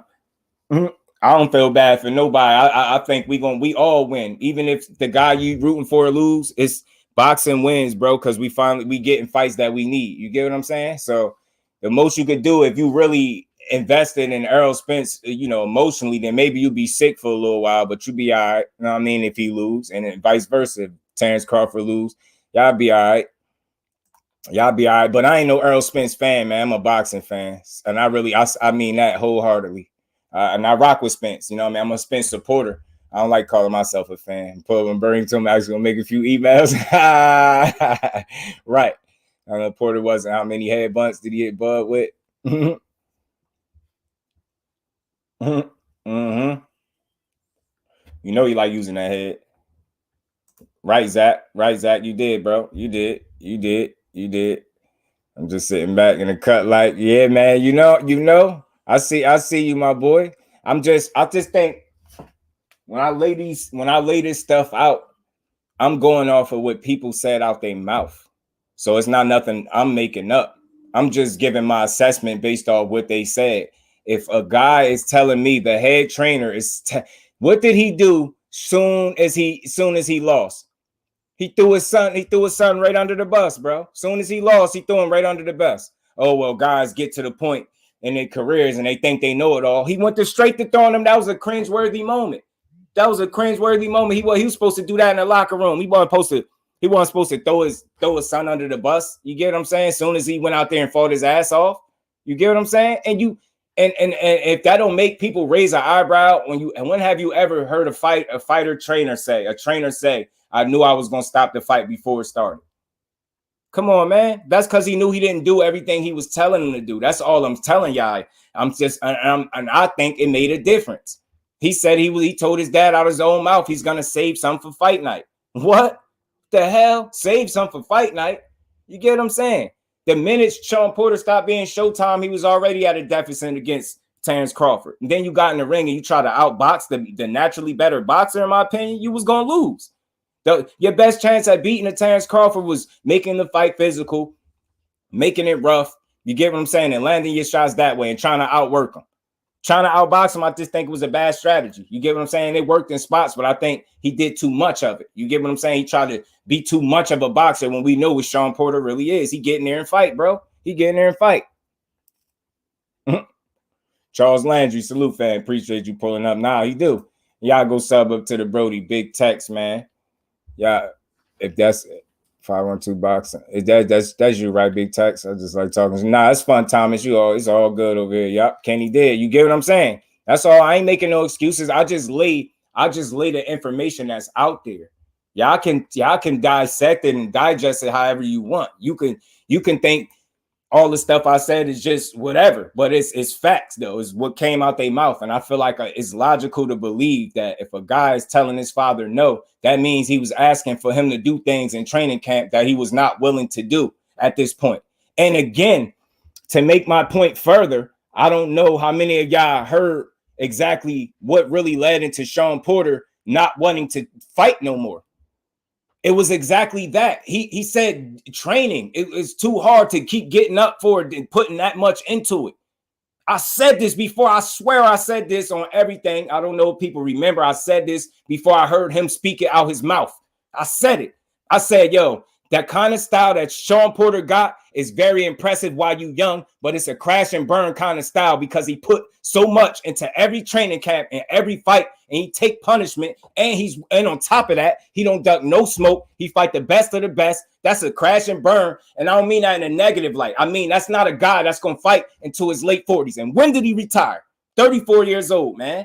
I've been said this about his style. It's very impressive early. Like it's not the prettiest, but it's effective, and it works for him. You get what I'm saying? But he put so much into training camps and every fight, and you know it because you see the training regimen is something crazy. His father trains the absolute shit out of him. That's why he be in some of the best shape possible. That was one of his calling cards, his conditioning. His conditioning wasn't his calling card in the Terence Crawford fight. You seen him getting tired. He don't get tired in that way. You don't see Sean Porter get tired in that way. He said it out his own mouth. It gets so hard to keep getting up, putting that much into these training camps. He just didn't want to do it no more. I said this. I said that, yo. Telling you, looks good while you young, but it don't spell for it. Don't make. It's not the makings of a long career.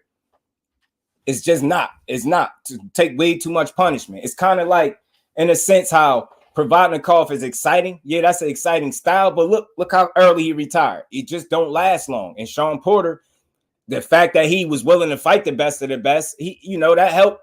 That helped him retire. You get what I'm saying? He's fighting the best of the best, bro.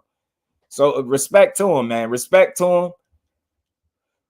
Kenny Porter said he knew he got stopped because he watched Bud. His son, he knew their whole life. He knew his son couldn't beat Bud. That to me, it'd be like saying you took a fight that you knew you couldn't win. So that do sound crazy. He did say some questionable things, but I do know Kenny Porter, and all those things could be true, but I'm focusing more so on the training aspect of him saying what his son didn't put out, and we kind of seen it's all good, Thomas. It's all good. I got you. We have conversations over here, so it's not just what I say. If y'all got something different, man, y'all feel free, man. Talk to your boy. That's why we here. Porterway Podcast. Skills, Mr. New Orleans in the flesh. So many voices, but not me. Stand out. JusDueBoxing. Salute to my bro, man. My Brody Skills, man. Appreciate you, bro. I just basically breaking it down. Believes that man has he didn't prepare. That's what I'm saying. I think his lack of preparation, his lack of crossing the T's and dotting the I's, how he normally does in every other training camp, is what I believe cost him the fight.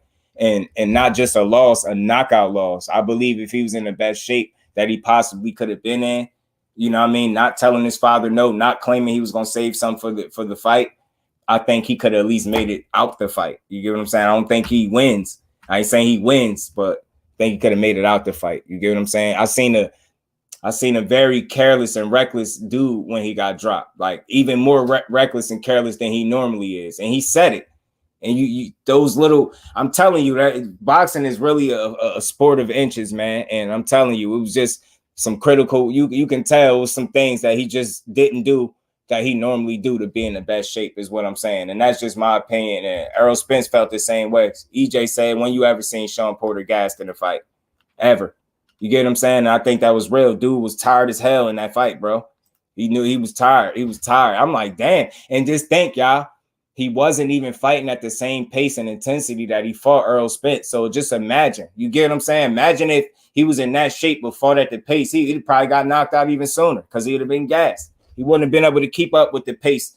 That version of Sean Porter couldn't keep up with the version of Sean Porter in the Errol Spence fight, in my opinion, y'all. That's just my opinion. I felt like that dude was in much better shape. And he looked it and he fought like it. Even when he got dropped, he got up and he still was trying to, he wanted more. You get what I'm saying? He get dropped by Crawford. And he said, y'all, with all this being said, right? He got stopped by Terence Crawford. He got dropped twice by Terence Crawford, right? Being that he got stopped, more people, naturally, you would believe, right, that he was more hurt in the Terence Crawford fight. If y'all didn't already catch it, who do y'all think Sean Porter say he was more hurt against? Which fighter do you think he said he was more hurt against? The guy that he survived or the guy that stopped him? That's saying something. That's saying something, bro. The guy that you went the distance, you were more hurt in that fight than the guy that stopped you. Just let that sink in for a minute. Let that sink in. And I don't put no words in people's mouth. I go directly off what these fighters say. So I love listening to their interviews because they're going to give you all the answers you need and then some. Danny be on the show holding it down. Yeah, he do. Calling out all the suckers. Yeah, he do. Salute to Danny, man. He a real one, man. He a real one. They got a good podcast over there, bro. They got a good podcast, though. They got a good podcast. Porterway Podcast sponsored by ESPN. All fact, no cap. But they retired Sean. It was EJ. People let the world know. Hey, Dank Fountain. I said this too, bro. I said, look, we get it. When you look on the resume and the record, we know who the last fighter was. We know how it ended for him. We get it. Sean Porter, the last fighter to put fisticuffs on him in the professional ranks was Bud Crawford. So that would just naturally, you would just say, yeah, he retired him, right? But I did a live months ago, like back when I was first having the channel, and I did a live talking about how EJ. How the number 34 is, it seemed like it'd be a magic number for EJ because he beat up Mikey. Mikey retired at 34. Porter retired at 34. Danny was thinking about retiring. You get what I'm saying? He was contemplating retirement. He was about 34 at the time. Like it was one more fighter, I think. And again, that's what EJ got in common. He's the one that's making these dudes consider retirement. They're fighting him, and then all of a sudden now they don't want to fight no more. And y'all think that's a coincidence after they've been in the toughest fight they ever been in? You ain't never seen Mikey Garcia get beat from pillar to post how EJ did him. That man literally is the reason his career was over. He literally took years off Mikey Garcia's career. So everybody that was saying, he couldn't even stop a lightweight, bullshit. When you got to beg your trainer not to stop a fight, and every time the round is over, you raising your hand up to show everybody you still alive, that's a bad sign. Y'all remember that little putting up the hand Mikey was doing after every round, like he was winning? That boy was getting his ass kicked. Begging Robert Garcia in between rounds not to end the fight, not to stop the fight. Man, I'm telling you now, I guarantee you, had he stopped the fight when he wanted to, Mikey Garcia probably still be boxing today. But because he wanted to be tough and go out on his shield, he got his ass beat for 12 rounds and never looked the same after that. Salute to my cousin Ashley's Corner, man. Podcast Porter. Like I said, man, he had them 2 training camps, man. That says something. Using Bud as a scapegoat to block the rip. Yeah, you know what I mean? Talk to him. Bud knows this is why he held out for the payday. Might be the last one. Could be too. It could be. Sean been hearing all his life do it more like Earl. Kenny fans since they was kids, and Sean hate him for that. Yeah, man. And you know what? Not just him, 817. I kind of figure, I think that's where EJ, most of his resistance come in at. I don't think people understand the love that he get from the people. And I feel like when they look at him as a fighter, they be like, well, he don't even talk that much. It ain't like he trash talk. He not that flashy in the ring. He don't do nothing that special. And they really just can't genuinely understand why people got a real connection and respect for Errol Spence, the fighter. You know what I'm saying? It seemed like just a likable dude, easy to root for. You know what I'm saying? So it's like, it's people within the boxing circles that seem like they just don't understand the love that Errol Spence gets. So they end up kind of hating on him, it seemed like. You get what I'm saying? You say, I'm subscribing, Sean. I feel you. Beat the man at his own game, Brody. At his own game, bro. At his own game. You know what I'm saying? At his own game. Mikey was congratulating, himself for not getting stopped. Every round, Tay-D. Happened to Kirk Douglas, my bro. How you feeling? Appreciate you pulling up with Vegeta, Sean Porter. And I got much respect for Sean Porter and his career, man. He really fought the who's, and he never turned down smoke, never dodged no smoke.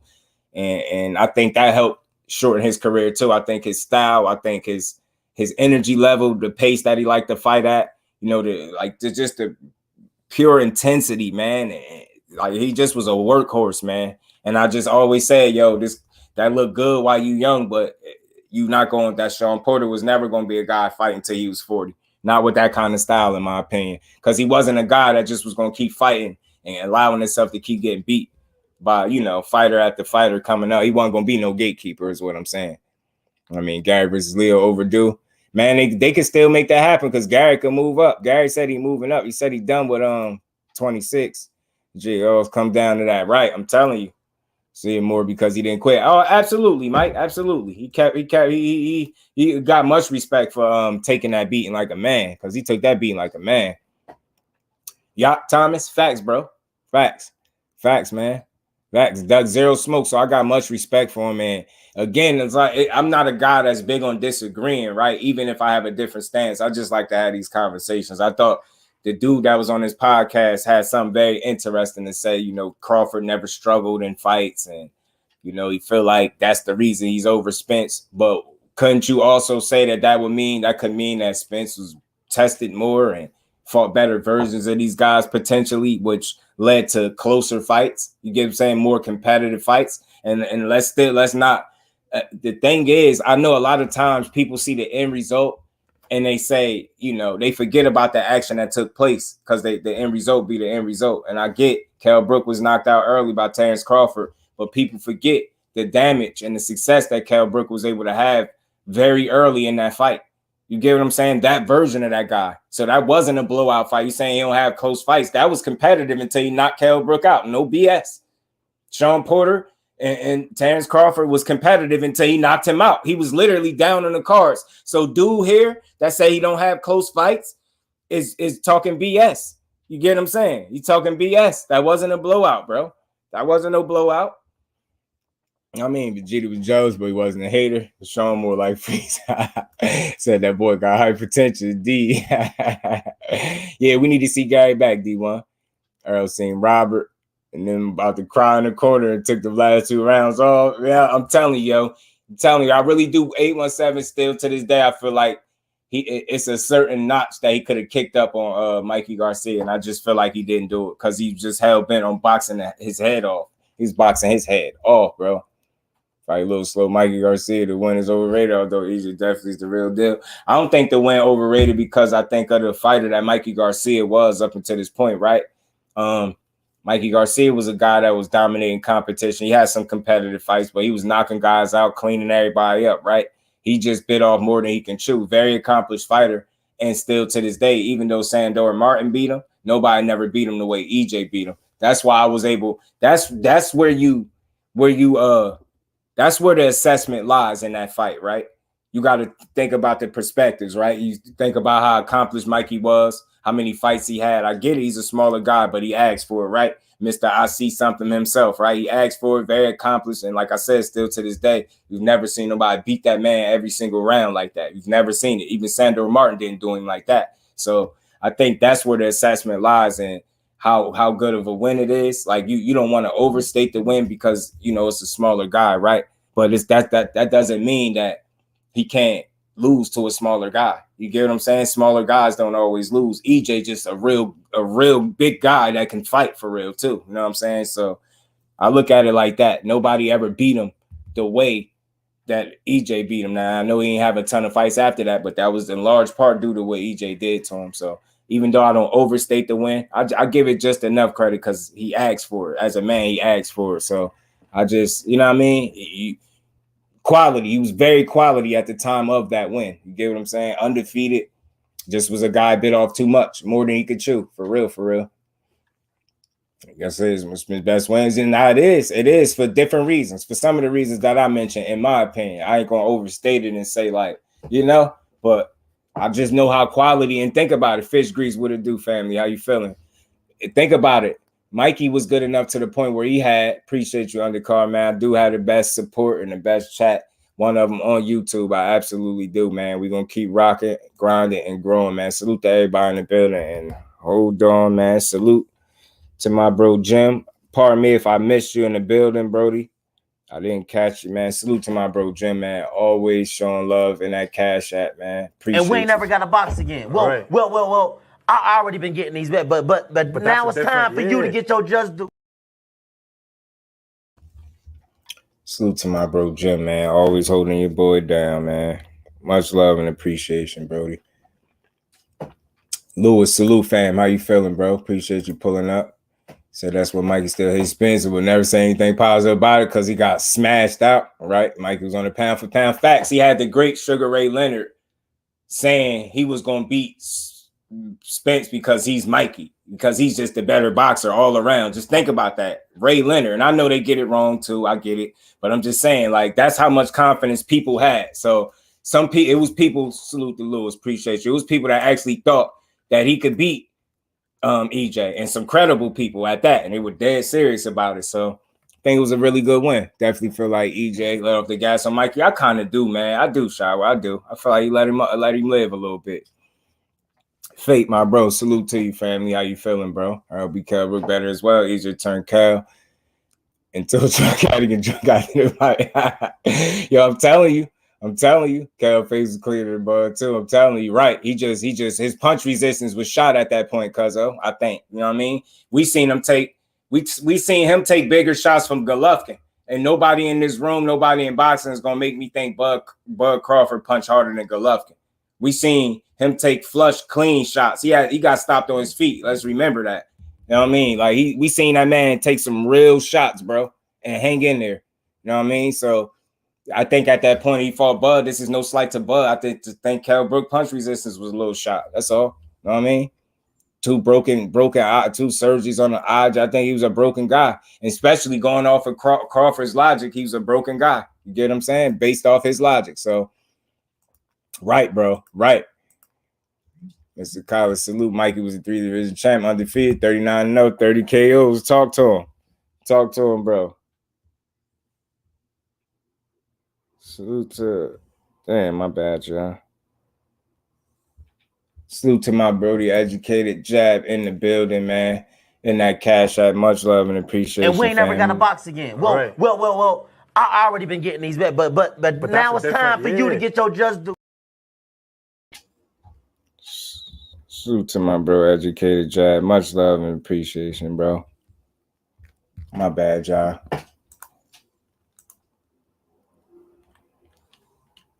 Face it, Bud's been rocked so many times. We know how to turn it up, but I've seen him in close battles. Right. You seen him tested, man. You've seen him tested before, bro. Like, and I think Buddy is leaving that out to kind of make his argument like people conveniently do. But you've seen him rocked at a more critical level, you know what I mean? While Sugar Ray Leonard always hates on EJ. And that's why I was asking the question too, Thomas, like, who got it right? You know, because it seemed like the boxing community and the fans of boxing, the majority are leaning towards EJ, right? And it seemed like the fighters, the Hall of Famers are going with Bud, and Vegas is going with Bud as well. So somebody gonna have it wrong on the 29th. Somebody gonna have it wrong, man. Every word jump out the window. They hate the young man. They think it Bud's the guy. Yeah, they thought that Mikey too. Yeah, the way they was thinking Mikey was gonna beat him was crazy to me. I couldn't believe it, bro.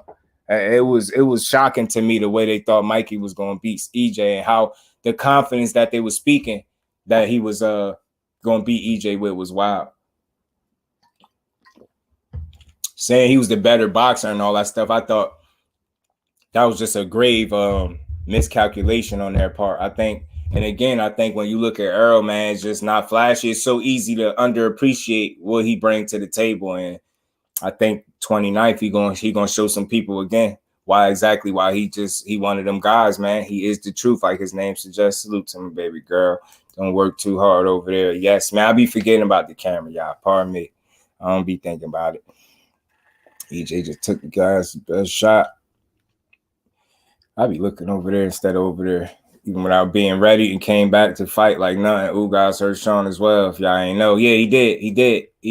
He had him retreating a little bit. Remember, Ugas was wanting to fight, saying bring the fight, and Sean Porter was like a little standoffish. I think he was hurt. Something happened in that fight too, but yeah, he was hurt. He was hurt. He's a beast, but I knew he had no business fighting EJ. Yeah, right. The size, he just had a disadvantage, and then his levels too. Why make it take such a beating after the 7th round? I had to tell him to shut up and get paid for this ass. Right. You get paid for this, man. You know, facts, man. Ugas hit him dead on the mark. Was kind of shocked he wasn't knocked out. Go back and watch it. Yeah. Them shots Ugas landed. Yeah, Ugas landed. Flush.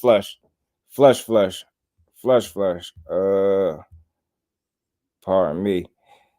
Salute to my bro, man. Educated Jab back in that cash app again, man. Much love and appreciation, homie. And we ain't never got to box again. Well. I already been getting these bets, but now it's time for you to get your just due. Salute to you, bro. He said one of the best boxing channels, hands down, man. Much love and appreciation, my bro. We are on the job, man. Salute to everybody in the building. Y'all punch that like button for you, bro. We gonna keep cooking for a bit.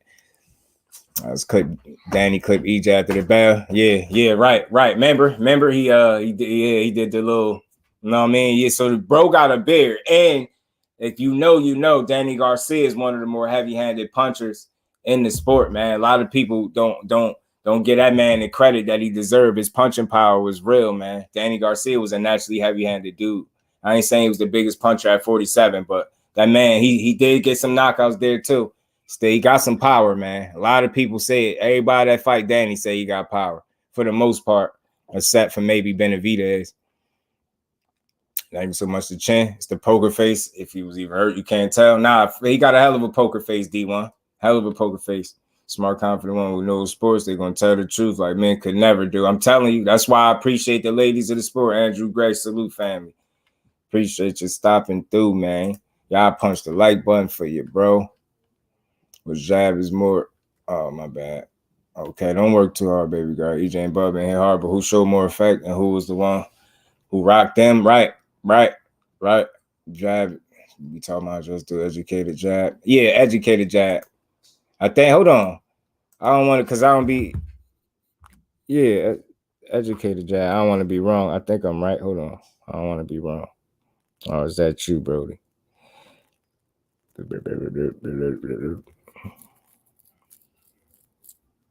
Yeah. Educated Jad. Yeah, that's educated. EJ. That's EJ. Cated. You know what I mean? Yeah, that's him in there. Salute to you, Brody. Appreciate the love, fam.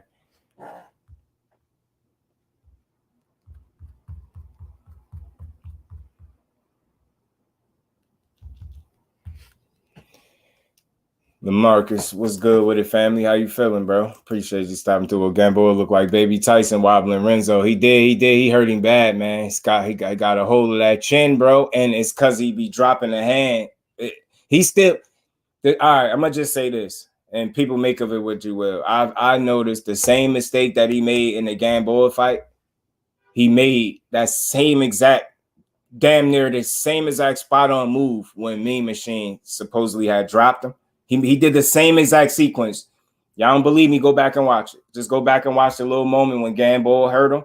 Pay attention to his body language and when he did wrong there. And then go look at the Mean Machine fight. That's a much more recent fight.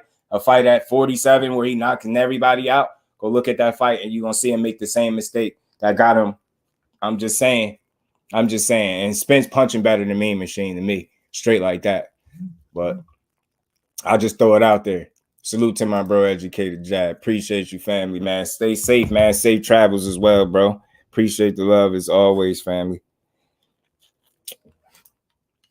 Terrence got a little peanut head. Is over for that Joker. Yeah, they gonna bring the best out of each other because you know Terrence Crawford is a stubborn dude. He good stubborn. Like that makes for a great fight because he ain't gonna be willing to back down either. That's why this gonna be like a high speed, like chess match, war of attrition, battle of the minds.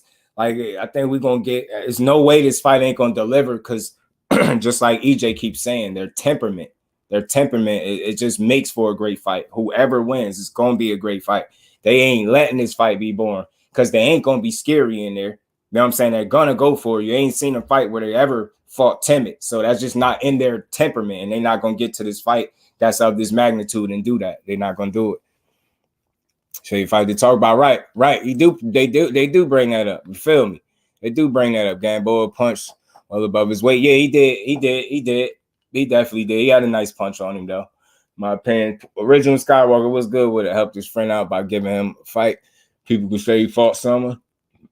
And you know what, Original Skywalker, this is just my opinion. I felt like the difference between those two was Terrence Crawford. He got a different mean streak in him. He got a different level of mean and nasty in him.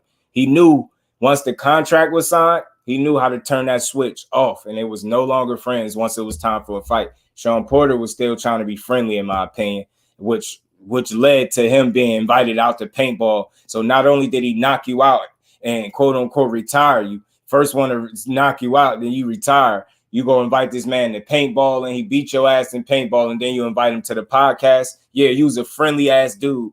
And much respect to you. No disrespect. Sean Porter is one of the who's he fought everybody. But I just felt like, to me, it seemed like one guy really could turn that switch all the way off, and Sean Porter was still kind of like, you get what I'm saying, flickering the switch on and all. You get what I'm saying? He's still teetering with the switch.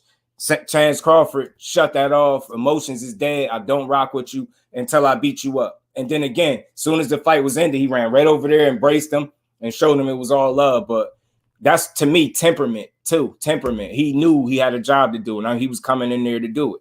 You know what I mean? And still, even with Sean Porter offer, he did a very good job, and he made this fight very competitive. And they even told Bud he was down on the cards before he went out there and got that stoppage. So it was a good fight. Side defense added to the Arsenal against Bud, it would have been a different story. Yeah, he ain't had no defense. And he too tough for his own good, Fate.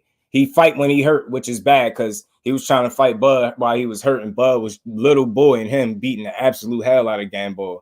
And that's that. And for the record, when I seen that fight, I knew who I was picking. I picked Bud to beat him. You know what I mean? I still remember watching that with my boy, and he was a Gamboa fan. He picked Gamboa to beat Bud in that fight. Ain't all my life, little dirt. I'm telling. Yeah, that'd be dope if he do though, bro. Right, Gamboa was nice. Salute to LaMarcus, man. Much love for pulling up, man. Salute to, he said, sure, group poker face matters more in boxing than it does in cards. Facts, bro, because you fight for your life. You know what I mean? Poker face will have them in your right. You know what I mean? Facts. Stab to the body. Errol gonna work Bud over. I never seen a rich hater until I started listening to the Porter podcast. Yeah, he just a little bit, probably a little salt, he sprinkle a little salt bay every now and again, man. You know what I mean? Beat your ass, then now y'all brothers, right? Now I'm telling you, that's how he did him, Dank. That's how he did him. Check the boop, boop, boop, boop. Put the beats on him, went over there. Sean Porter was still catching his breath from the fisted cuffs. And Bud was over there hugging him. Look, man, I had to do this to you, man. Great fight, though, man. You put on a great fight, but I had to do this to you. You know what I'm saying? I ain't want to fight you, but look, they mandated. I tried to leave you alone. You asked for this. That's what Bud was telling Adam the head, like, yeah, bro. You know what I'm saying? Look like Porter, yo, I'd be like, bro, you got to get off me at least until I catch my breath. I didn't even process getting stopped yet, and you already hugging me, bro. Don't hug me yet. Wait, do that shit in the back room, bro. Don't hug me yet. I'm still mad. I just got stopped. Towel getting thrown in. My braids look crazy. I'm breathing hard. I ain't in the best shape. I'm embarrassed. You out here hugging. I don't want to embrace right now, Terrence. I don't want to embrace, Terrence. You know what I'm saying? Wait till we get back there. Bud was like, nah, come here, I got you. Look, I ain't want to do this to you. You know what I'm saying? I had to do it. It was just business. They had that bag on the line. You know what I'm saying? I ain't no hoe about mine. You know it. Omaha strong. but gave him a quick lecture in his ear and walked off. Nah, but it was a fun fight, though. It was a fun fight, man. It was a fun fight. But I always felt like a different version of Sean Porter would have been in the ring. We get a much better fight. That's just me. You know what I'm saying? And credit to, you know, the thing about Terence Crawford is it's not easy to continuously be successful, even though he's not fighting the absolute guys that people thought he was supposed to fight when he was supposed to fight them. Like, you get what I'm saying? I get it, but it's still hard to go 39-0. You get what I'm saying? I think 39-0 is pretty damn hard. You know what I mean? And he fought a couple. Still love. Yeah, I still love you, Hug. Facts. And Canelo, my bro, was good with it. When the mindset of a friend, see what I'm saying, to Canelo, and I like Sean Porter, and I respect what he got going on. I never try to have these conversations with the intent to disrespect everybody, right? But to me, it seemed like his hand was still on the switch a little bit. The friendship switch, his hand was there a little bit, and when it came to Bud was like, oh, contract signed, boop, switch off. Like I said, motion's dead. You enemies, and I'm trying to tell y'all, look at the face off. Look how Bud was staring through his soul. Like, Bud was looking at him like he ain't, like, this the first time we in front of each other. I'm about to beat your ass. Sean Porter was like just a little friendly still. Like, no, Bud is about to beat you up, bro. He really mean in there. I gotta give him that. He mean in there. So you out here playing. Ain't nobody playing but you. You know what I mean? You out here smile. You wanted to smile at the face off. Bud was like, yeah, all right, yeah, we could smile after we could smile. You know what I'm saying? We ain't gonna be none of this. Salute to my bro Kello. How you feeling, Brody? Podcast Porter, you got those two. I Mr. Wilson. Man, Dennis messed up his dentures. You're a fool, man. Ref and dad stops. A lot of Buzz opponents couldn't keep their composure. Right. Salute to my bro Ricky Williams, man. Dope build is always over there, Rick. Appreciate you. But be Sean Porter like his father was Porter. Yeah, I'm telling you. Bud started putting them hands. They told Bud he was down. He said, how? Bud had a quick moment. He had a quick how. He was like, what? I'm down. All right, bet. I'm down, bet. Say no more. Bet. Bet. I'm down. All right, bet. I'm down. So y'all said I'm down. I'm down. Bet. Bet. Bud was like, I'm down. All right, bet. He started looking at Sean Porter like, I got you. I'm on your ass now, bro. I'm on your ass. You know what I mean? Salute to my bro Mike, man. My bro Mike, man. That Cash App, man. Much love, much appreciation, bro. And we ain't never got a box again. Well. I already been getting these bets, but now it's time for you to get your just do.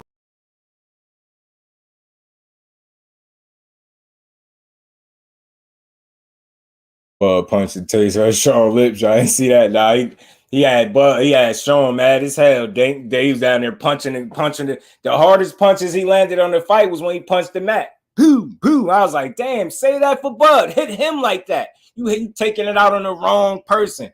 The mat ain't just put you down there. The mat caught you. You should be kissing the mat. Because you should have kneeled down, kissed the mat, mouthpiece and all. You should have got up, saved them 2 punches for Bud ass. You're going to say you should have been saving that for the fight. Talking about you wanted to save it for the fight. You should have saved those 2 punches or them punches that you threw on the ground. You should have saved that for Bud and his chin, bro. He needed them. You know what I mean? You out here wasting unnecessary energy. You know what I'm saying? He fought me jumping into his shit. Nah, they do. They do. And that's where you see his counter punching on display. Like these dudes, either they too tough for their own goods, or they have a mild success, then they get too brave, and he end up picking them apart, catching them with a shot down C and beating their ass. Yeah, man, that was a funny fight. It was a fun fight to watch, though, man. It was. Beat the bully and his daddy. I'm telling you, I had that feel, bro. I had that feel 817. So he was like, you know what? I'm not even gonna try as hard because I can't beat this guy. When his camp for strength and conditioning, Earl always said that Porter is always in shape. That's what I'm saying. And when have you ever seen him tired the way we've seen him tired in that particular fight? You get what I'm saying? I think he was particularly tired in that. He said, taste out his lip. EJ be the underdog. Fight day based off picks. I don't know. I think Fate, he'll be the underdog, like he said, because people are truly factoring in the torn retina in the car accident still. I think people put those things into perspective and they like, ain't no way this version of this guy beats, this version of Bud Crawford. And they both had some trying experiences in their life where they, could have went terribly wrong for them. So they got a lot in common, oddly enough. You get what I'm saying? They got some things in common, but this fight going to be fun, man. This fight is going to be fun. Mad punching was the signal for daddy. Oh, I said that too. But you know what, Fish Grease? I did a live on that too, bro. I did a live on that. It's a video where Sean Porter kind of gave his dad a look, bro. I don't know if you probably wasn't here for it. I did that live, yo. It's a video where he gave his dad a look. It looked like he signaled for his dad to do that. I'm dead serious. I was like mad and annoyed, but laughing at the same time when I seen it. Like, yo, I couldn't believe this dude. It's a video out there. Just go type it in. Go look for it. You'll see Sean Porter look like he gave his dad like a look, and then his dad. You get what I'm saying? I'm telling you, you got to see it. It's crazy. Bud was Batman while Sean was a body character. Dink a fool, bro. It sound like he's saying I drug a foot. I'm telling you, bro. You a fool, man. Renzo ain't hurt Sean, bro. Yeah, man. I just thought I've seen him take bigger punches. That's all I'm saying. I thought I seen him take bigger punches. I thought I seen him, get it put on him a bit more than that and not be as hurt. So I think his focus was off. Listen to what he said he was feeling and what he was saying in there when he got dropped. He talks about all this stuff, yo. He made a lot of like technical errors. It was mental errors, technical errors. Like Bud had him out his that's credit to Bud. Bud had that dude off his game. Like in that moment, he didn't have a chance, bro. Not being out of your, you know what I mean, footing all over the place. He was coming in all wild and wide, and you pretty much ran into the shots that put you down. You know what I'm saying? You like Bud just took advantage of your overly aggressiveness, like and beat you and pieced you up, put the fisticuffs on you, bro. Puppy eyes. Sean was sick after that loss, bro. And paintballing the next day with the same guy that beat him up. And I heard he lost in paintballing too. Sean Porter, shame on you. Nah, but this is just all jokes. Salute to Sean Porter, though. But yeah, I heard you took an L in paintballing too, man. Oh, and another thing. Just for the record, y'all, it's funny that you brought that paintballing out. I got to I stay in bed with wifey. You get what I'm saying? Salute to my bro on the car. Just to bring up that paintballing. Now, this is something that probably went over people's head too. Now, remember, I was talking about conditioning and how it's a chance that he possibly just didn't do all the things that he normally do. He was on there they were saying how tired he was when they was paintballing. Sean breathing extra hard. Like they was attributing that to him being like retired. You get what I'm trying to say? They made reference about how hard he was breathing when they was out there paintballing. Like, for what it's worth, that sound like conditioning to me. It just don't sound like the dude was in the best absolute shape, is all I'm saying. Like, they made reference on that. And the dude, they was basically saying, like, He don't normally be tired like this. And I don't know if people made the connection, but I did. I was like, man, that dude just wasn't in the best shape possible. That's all. Not saying that he would have won anyway, but I'm just saying that's an observation. You know what I mean? You got to, man. Got to. Laughter, man. Laughter is the key, man. You know what I mean? Keep us young, man. I gotta keep touching EJ around the eyes, touch those retinas. right. Nah, he do, yo. He do. He gotta keep something in his face. He gotta keep giving EJ something to think about or a reason to hesitate on what it is that he's doing. You get what I'm saying? You gotta give him a reason to do that. Salute to my bro Jim, man. Back in that Cash App, man. Much love and appreciation, my bro. Don't work too hard if you're working, bro. Appreciate you as always, family. Truly holding your boy down. And we ain't never got a box again. Well. I already been getting these bets, but now it's time for you to get your just due. Much love and appreciation, Brody Jim, man. He wasn't trying to hang out with her after that ass whooping. Right. You know what I'm saying? He said Bug gonna have to get his retina check go on with his along with his orbital. Sometimes it's real, man. I'm gonna say it again. Why the purse bid for Renzo versus Porter got him his larger guarantee for $1 million after that's Bob into paying for it all. And guess who got a percentage? The ghost, Al Haymon. Talk to him, bro. But you gotta stop throwing rocks at Sean's head. He needs a break. Long as he knows it's just friendly jokes, it's all love. Like it's no hate-filled jokes involved. Like we just little joke is good for the soul, man. Good little laughter is good for the soul. Now he arguing with EJ about when we brought to the fight. Man, I'm telling you. So let me play this one more time for anybody that didn't hear it that kind of sparked this conversation today about Bud and EJ for the record. Yeah, Terence Crawford got 1 belt. Yeah, doesn't struggle. Never struggled in a fight. Yeah. Errol's been great. Errol's had closer fights. Yeah. He has more belts. Yeah.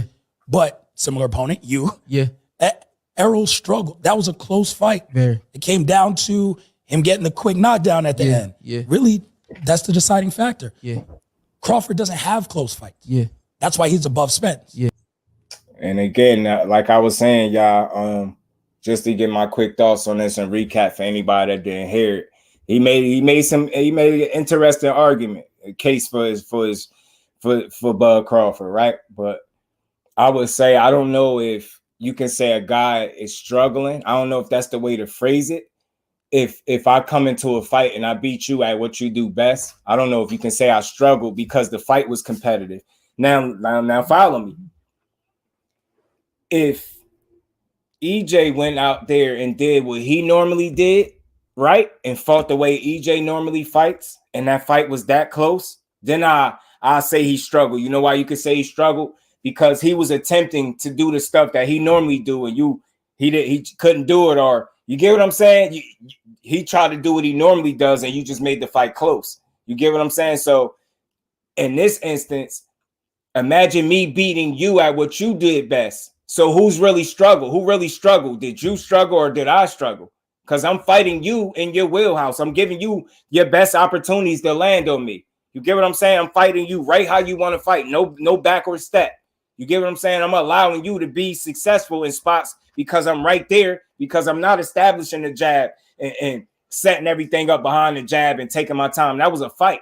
You get what I'm saying? So again, if I get into a fight and I do what you like to do, you know what I mean? I beat you at it. You the one that struggled. I didn't struggle. I did what you did. Now, if EJ fought how he normally fights, like I said, and he struggled doing that, then I can see it. If the fight was this close, then you can say, yeah, EJ struggled. But nah, EJ fought you how he told you he was going to fight you, how you wanted to fight, and he beat you like that, which made the fight more impressive. It's more impressive to see a guy beat another fighter at his own game rather than do what he normally do to win fights. I think that was something. It's something special to be said about that. And I feel like not enough people give credit where it's due when it comes to that.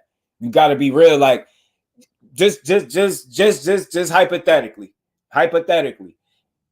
if Sean Porter brought the same intensity to the Terence Crawford fight, and Terence Crawford decided that, you know what, I'm not going to fight the way I fight. I'm going to fight you at your game. Do y'all think he would have won the fight?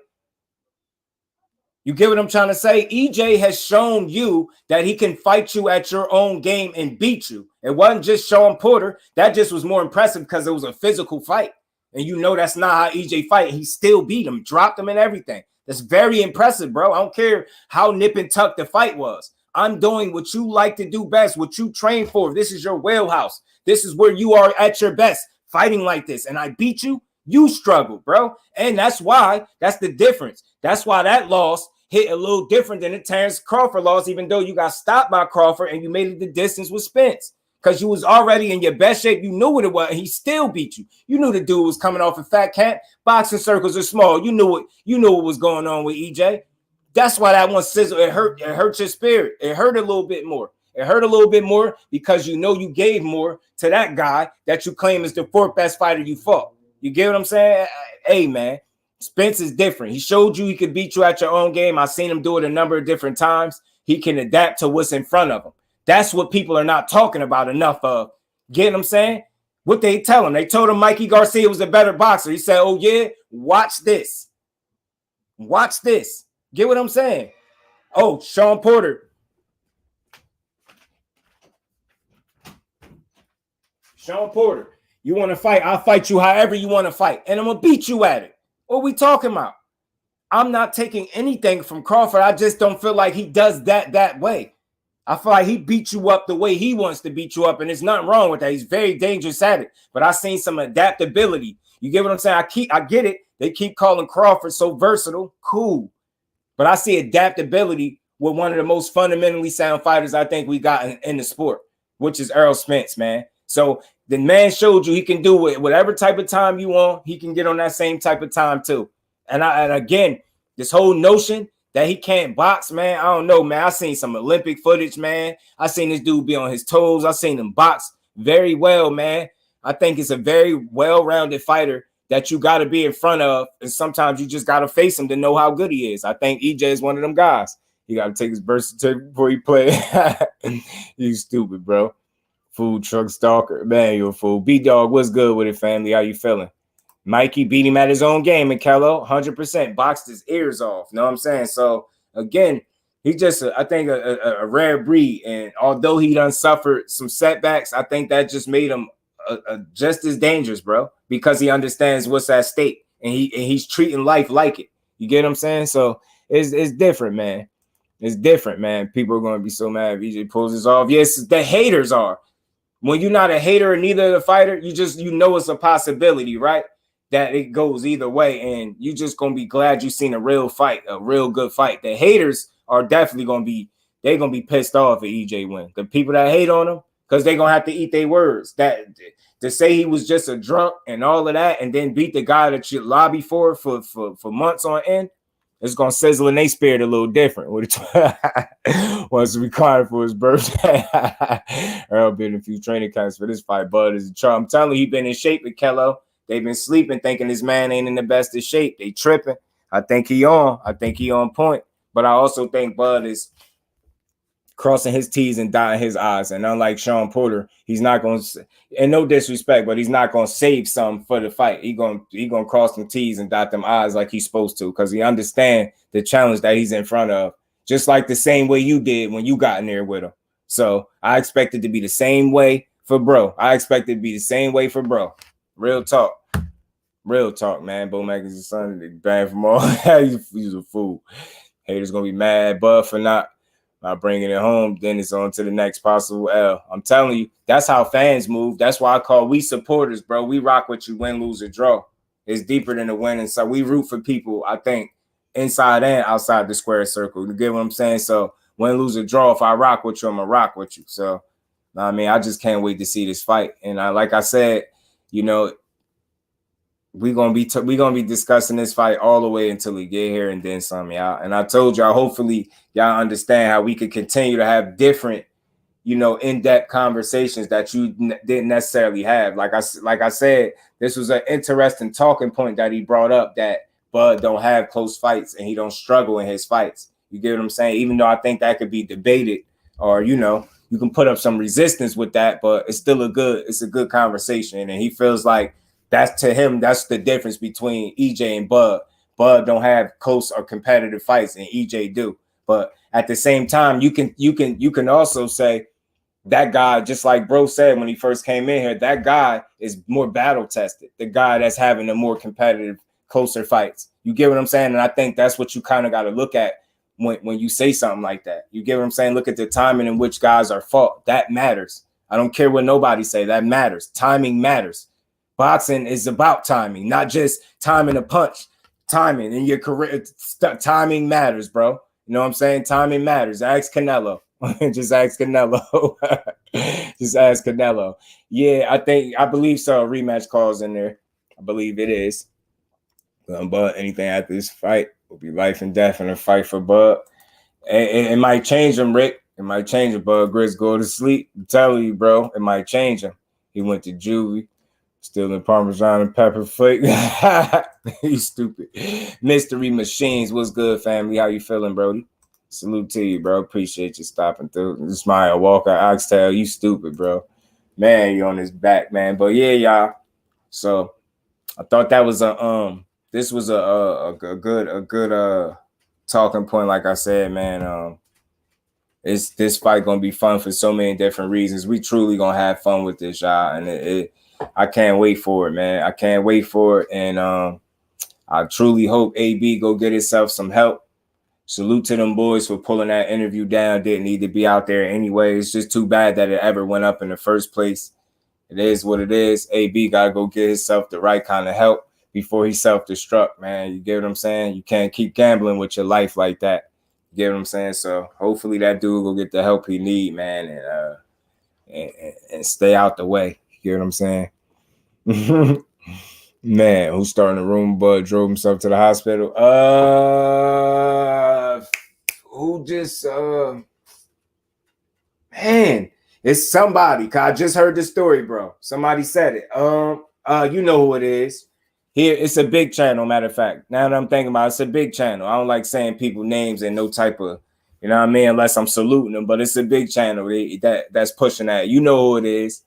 A lot of people I be catching his little clips, man. People be pushing them his work getting out there because people be taking his talking points and bringing them to people's chats. I be seeing it, but it's a big channel that said he drove himself to the hospital after getting shot in the head. Yeah, I was just hearing him tell the story. Matter of fact, and he told it in the short. So, yeah, Clarence Thomas Jr. on the screen name. This dude, but the superhero, right? And Jones was good with it. He self-destruction. He put on a suit, a collar shirt, and they think they're studious. You know what I'm saying? Give him a good mic, Rick.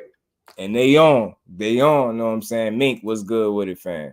But on that super juicy, got all the pimples inside his face. He strong shit on fight night, whereas Earl should be moved up. Can't be 100% at 147. You know what, Mink? I get that. I'll say this, but Earl stopped being 100% after the car accident. If we being real, Earl stopped being 100% after that, right? But whatever percentage he is at now, is still, and I know that might sound crazy. I feel like, you know, after something like that, you obviously not that same exact guy, right? I think that's fair. Even he echoed those same sentiments, right? But I think you can say whatever percentage that he is still is definitely still good enough to beat whoever he gets in the ring with the right game plan and execution, if that makes sense. You get what I'm saying? So I think he understands that he's on borrowed time. And like he said in that interview when he agreed that, yeah, I should be the underdog. You get what I'm saying? Like, you know, I get it. I'm being realistic. Things I went through, people are banking on Bud to be the favorite. You get what I'm saying? He gets it. But he also said in the very next breath how he continues to defy the odds. And I think that's very key. The man defies odds. Just think about it. We all seen that car wreck. We thought he was done. We thought EJ was done. Get what I'm saying?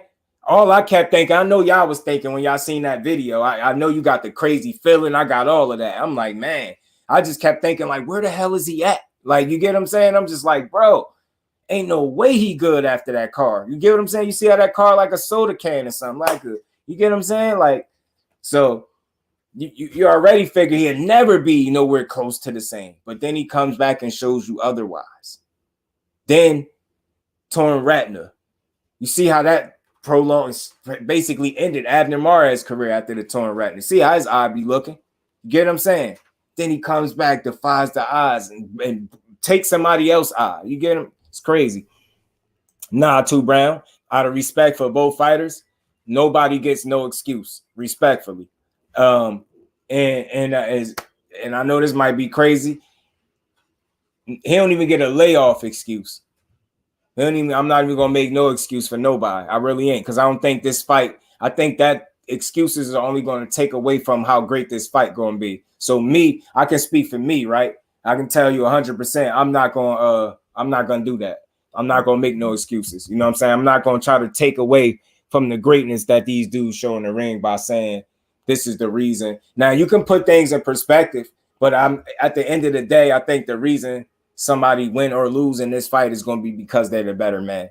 Now there's to be factors that played into the win or the loss, right? I don't think those are excuses. I think it's a difference between, excuses and us having an in-depth conversation and we probably, exploring some possibilities that could have factored into why the fight was won or lost, right? I don't think those are excuses, but like to say, oh, because he torn retina or car crash, I think those are excuses, and those are not. He don't even want people making that excuse for him. So I'm definitely not going to be the one to do it. Whoever wins or loses going to still get their credit. The loser is still going to get his just due.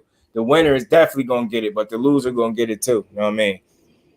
Your roster hat with the dreads. I'm telling you, I'm thinking about it, yo. I'm thinking about it. I'm going to go look for one online, matter of fact. I'm going to look for one. I got to get me one. I'm going to pop up here tripping, y'all. Same, you a fool, bro. Spence can't. I'm telling you, I just think he's mentally very, very strong, bro. Yeah, bro. We can't make no excuses because it takes away from how great the fight is going to be. And that's out of respect for both of these dudes. I feel like it takes 2 great fighters to make a great fight. And that's what we got on the 29th. And I ain't making no excuses, man. May the best man win. I know it ain't going to be easy for either guy.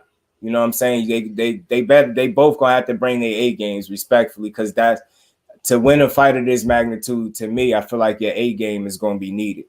You get what I'm saying? And even with Spence not being what we say is 100% before, obviously, life-changing accident, he's whatever percentage that he came back with is definitely enough for him to be successful in any fight he compete in. That's my honest opinion. You get what I'm saying? We got 2 real fighters. We're going to get a real fight. 2 dudes with temperaments that don't want to take backward step, don't want to take no for an answer, don't back down. Never lost. They ain't used to losing. These dudes ain't lose. You know what I'm saying? So it's just so many elements and dimensions, man, that make this fight fun, man. And I enjoy every conversation that I have leading up to this fight because I'm glad it's here. You know what I'm saying? Glad it's here. So salute to Terence Crawford, man. I know he's gonna put on a hell of a fight. Like Spence say, he's a stubborn dude, and we're gonna see some of that on fight night. He gonna come to fight. We're going to come to fight. Make no mistake about it. Facts, bro. This fight going to be crazy. Crazy. Crazy. You a fool, bro. Crawford lose, he going to get roasted hard. You know what I mean? I'm still going to have the utmost respect for him. But I feel like people that went above and beyond with their criticisms about either fighter going to have to eat some level of crow. Like, you get what I'm saying? I feel like my critiques usually are fair. As fair as they can be. Like, you get what I'm saying? I'm pretty fair in the sport. That's not fair. You know what I'm saying? We losing in the ropes in the ring. Yeah, I'm telling you, the 3 car wrecks, we don't break bones and torn ligaments and shit, just feel buggy, bored, lackadaisical couldn't fight. Where you're so superior, would be superior sharp against Spence. Can't get lackadaisical against him though. You know what I'm saying? But I think I just feel like Spence can fight better from range than people are thinking. I do feel like that. I feel like they feel like as long as from the outside, Bud is safe because he's just going to outbox Spence easily. I think people forget, like I think Rick was mentioning the other day, the most important punch in boxing, that jab. And Spence, you just ain't seen too many fights where he ain't been able to get that jab on track. You get what I'm trying to say? So I'm just going off of what I've seen. Time and time again, every fight, he shows you that he can get that jab on track. You get what I'm saying? He finds a home with the jab.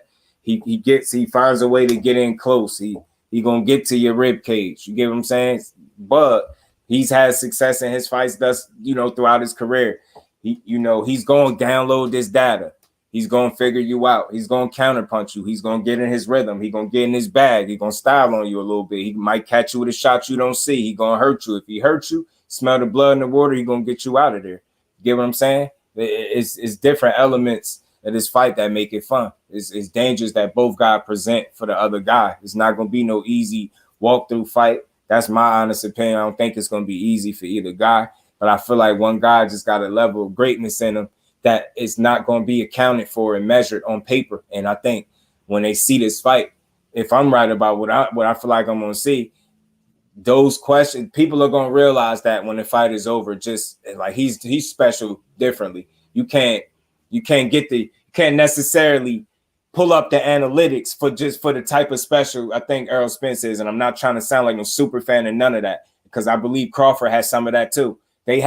Those dudes both have a level of special that you can't really pull up analytics and account for. You get what I'm saying? They got some shit that everybody else ain't got. And I think that's what makes them special and why this fight going to deliver the way it is. You get what I'm saying? Now, I try to call it straight down and give both of these dudes their equal credit. But I had no problem standing on my square when I say I think who's going to win. You know what I'm saying? Yeah, in this case, he might download the virus. That is possible, bro. That is possible.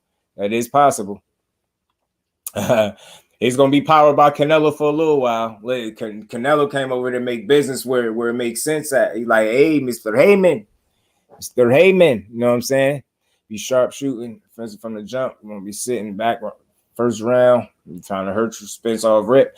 If he fights like that, I'm just going off of what I've seen, right? He got 39 fights. I've seen most of them. Not every last one, but I've seen most of them. I've seen them through all the weight classes. You know what I mean? With the little mini dreads that wasn't that long and all that. I've seen them. I've seen all the fights, man, through the ranks, most of them. I've seen all the important fights for sure. You know what I'm saying?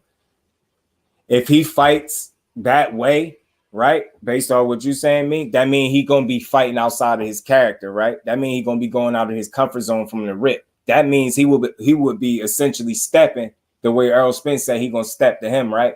So that would be out of his character. So do you think him being aggressive instead of downloading the data how he typically does through his fights, do you think that would favor him or Errol Spence? Because he's not known as a fast starter. What you saying right there, if he's going to be on Spence from the jump, that means he's going to go from being a guy that normally typically downloads data to a much faster guy. You get what I'm saying? He's going to start a lot faster. So do you think that would favor him or the guy that's typically known for being a guy that works at a higher pace and a higher rate? You get what I'm saying? So it's an approach that he might can find success. It might be one that it might work in his favor, but it's a very risky one if we just being logical based off the styles of the fighters and temperaments and how these dudes go about getting their business done. And like I said, naturally, Terence Crawford just is known as a slow starter. I've seen fights where he gave up 3, arguably 4 the first rounds, right? You get what I'm saying? And then turn it on and beat people ass. But I just don't feel like he has that luxury against a guy that's as good as EJ. I feel like neither guy want to find themselves being behind 3 to 4 rounds. You get what I'm saying? Like, that's just a risky situation to be in a fight of that magnitude. You get what I'm saying? You want to be your absolute best from the jump. But I ain't saying he can't be successful trying to jump right on Spence from the rip. But I'm saying it's a lot of risk, I think, that comes with that. Because for one, he will be stepping out of his comfort zone. And 2, I think bringing a fight is more in Spence's wheelhouse than making him have to go get you. So I feel like if you're coming to him, you're doing half the fighting for him. He don't have to go cutting the ring off. So I think that's less energy naturally he'll have to exert because he's not having to come looking for you, right? So if he's not having to come looking for you, you're going to bring the fight to a guy that's known to damn near double your punch output at his highest. Is that necessarily the tactic that you want to employ so early? Is that necessarily smart? Because if we just going off of what the fighters have shown us, one guy typically at his highest almost doubles the other guy's punch output. So would it make sense for him to approach the fight that way and run the risk of possibly shooting your low earlier or get fatiguing faster because you fighting at an accelerated pace that you're not used to fighting at? Like, I'm not saying Terence Crawford has any gas tank issues or nothing like that. He be in the best shape possible that he can be in, right?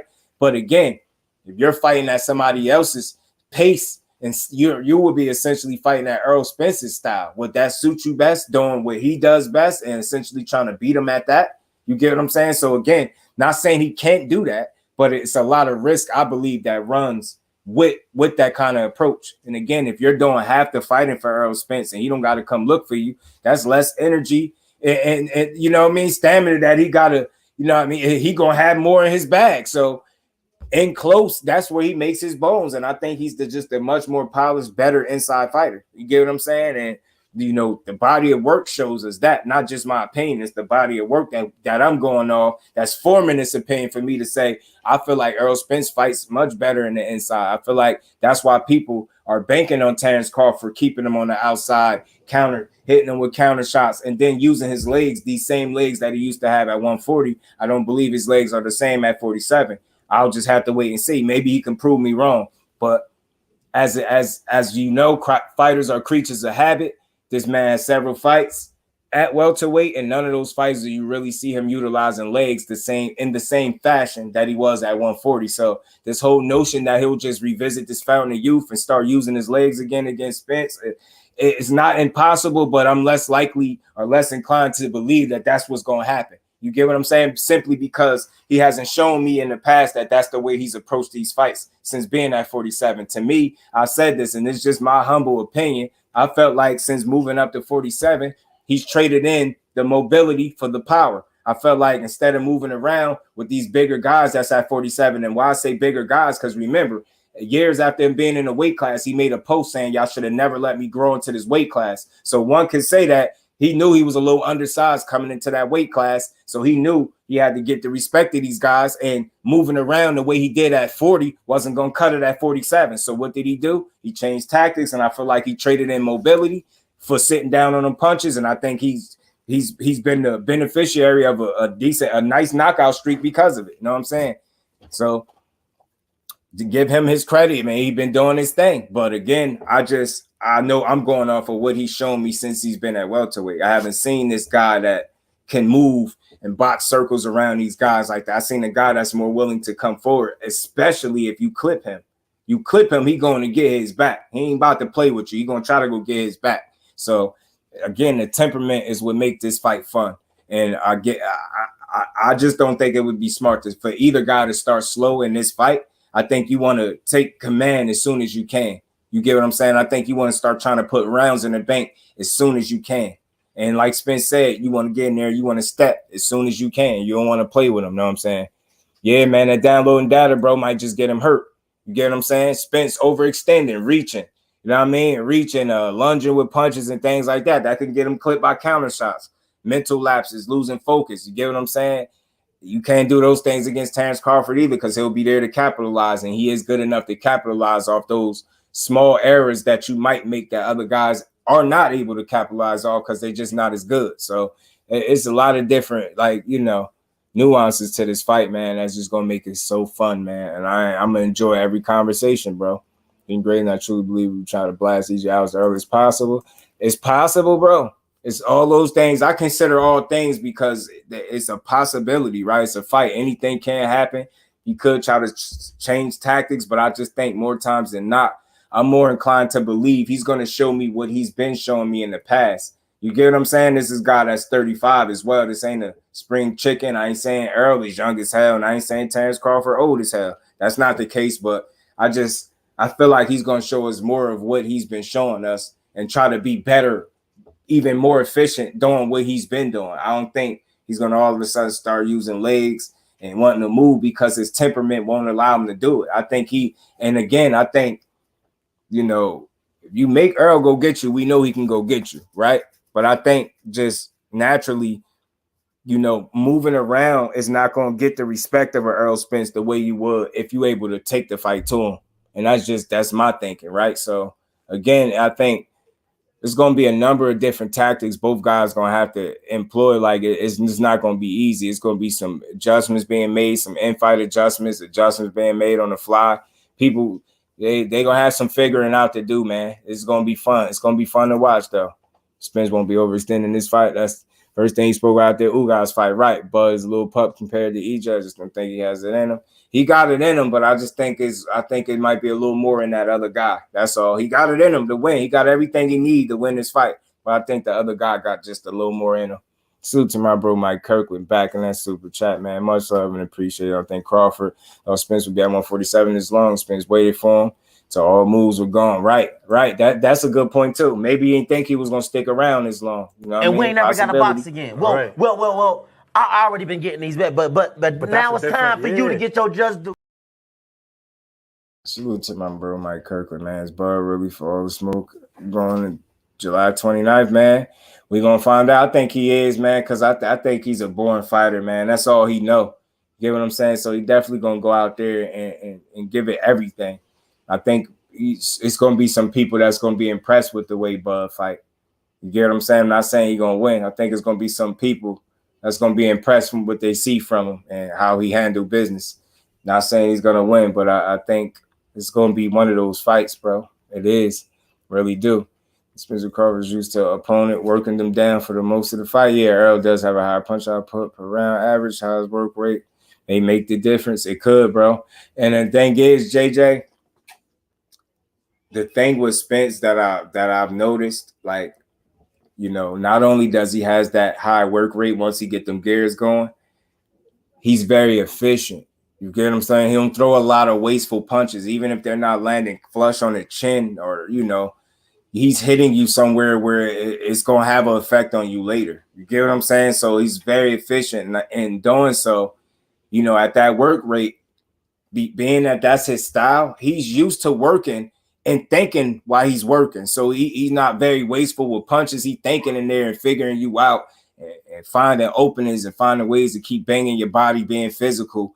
And I think in that action, he can kind of remove the ability to think a little bit or force you to have to think faster and make moves faster, which would then in turn cause you to make a mistake faster than you normally willing to. So what I'm saying is, if you're a guy that doesn't normally fight at a particular pace, and you get in there with a guy that's pressing the pace, and he's forcing you to fight at a faster pace than you normally typically fight at, it's only logical to believe that that's making you go out of your comfort zone, making you go outside yourself. Not saying you won't find a way to figure it out or have success when those moments present themselves, but I think it's logical to believe in the effort of you attempting to go outside of yourself to be successful, to keep this beast that is Errol Spence off you or keep him tame, you susceptible to making mistakes and more mistakes because you thinking at a faster pace and you force to work. And I think in that and those exchanges and moments like that, I think that could very well be an advantage for Errol Spence, simply because he's known to be more of an inside fighter, a more polished inside fighter. I think just a smarter inside fighter. So, you know what I mean? I think for sure, like the same way people are confident that Bud controls this fight from the outside, I'm probably just as confident that if the fight is on the inside, EJ controls it there. You know what I'm saying? And I just do think people are underestimating EJ's ability to box from the outside. He's disciplined, fundamentally sound, and technically sound, and he can box at all three ranges very well. You get what I'm saying? I'm going to labor this day just to be live, just to move from live to the hospital, have a plan for everything. Okay, yeah, man. Yeah, we appreciate it, Tay. We're going to have it all ready, man, just in case. Just in case, man. Just in case. You know what I mean? We're going to make sure, you know what I mean? Salute to you, Mike Kirkland. Appreciate you, family. But yeah, man, a lot of different nuances of the fight. It's like I said, it's continuing to be a fun conversation for me that I enjoy because we know this fight is coming and we about to get what we've been waiting for. You know what I'm saying? I think we all deserve it. You know what I mean? If you ever been called the Earl Sexual or a Bud Buddy or, you know, Nation of Budrick or any of that stuff, this fight is for you. They did it for us, bro. They did it. You know what I'm saying? They did it for us. They did it for all the people that got called out their name when people didn't know if this fight was happening or not. This fight is for y'all. This fight is for y'all. This fight is for boxing, bro. You know what I'm saying? But salute to the Porterway podcast and this gentleman right here. I don't know his name, but salute to him. He had an interesting take, like I said, on Bud not struggling in fights and having close fights. It's an interesting conversation to have. But like I said, man, I just feel like EJ more battle tested, better resume, better opponents, tougher competition, more technically, fundamentally sound. Think he's a bigger, stronger guy. I think he got a little bit more dog in him than the other guy as well. I think he has the better chin, slightly better defense as well. Been hurt less. Think got a better poker face and chin. That's just me. We going July 29th. I think all our questions will be answered. JJ, salute, fam. Appreciate you. All our questions will be answered, y'all. They will be answered. The most interesting as far as Bird game plan. Can't wait to see what it is. Yeah, me too. His approach is going to be very interesting, TD. His approach, like how bro said, he think he going to come in there and take it straight to him. That's very interesting if he do, because he very well could do that. He could think that that's how he got to approach this fight to beat this guy, right? So he could be willing to probably go outside himself and, you know what I mean, try to go at it you know what I mean, earlier than normal. But I just feel like it's risks that come with that.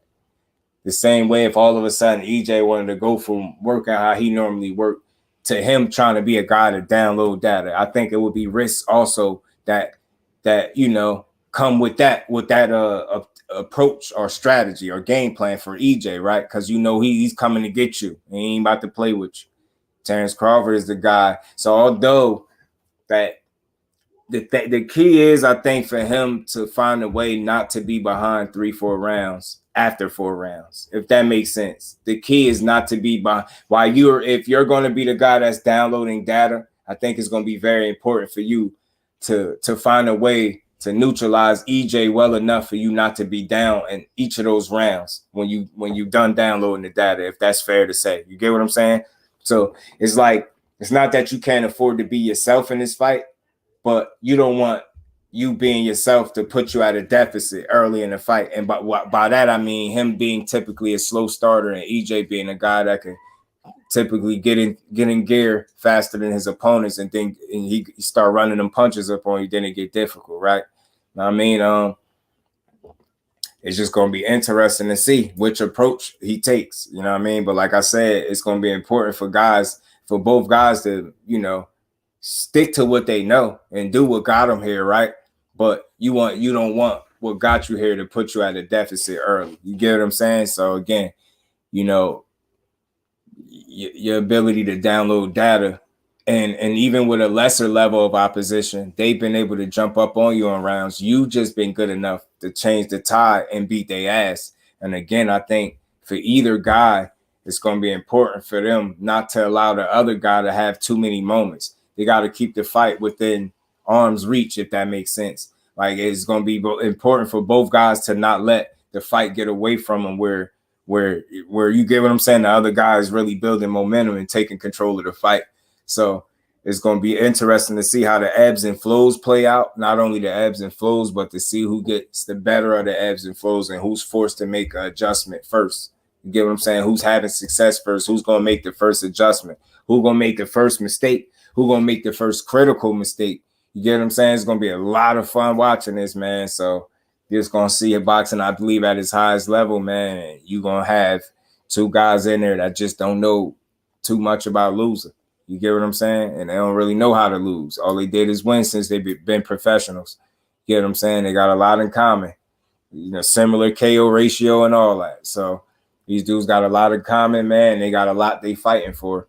I just feel like one guy's dedication and him sticking to it, I think shows just a different level of commitment. Not saying the other guy's not committed. This ain't even about the other guy. Just when it particularly pertains to Errol Spence, I just seen a level of commitment that he's applied to this fight being a reality.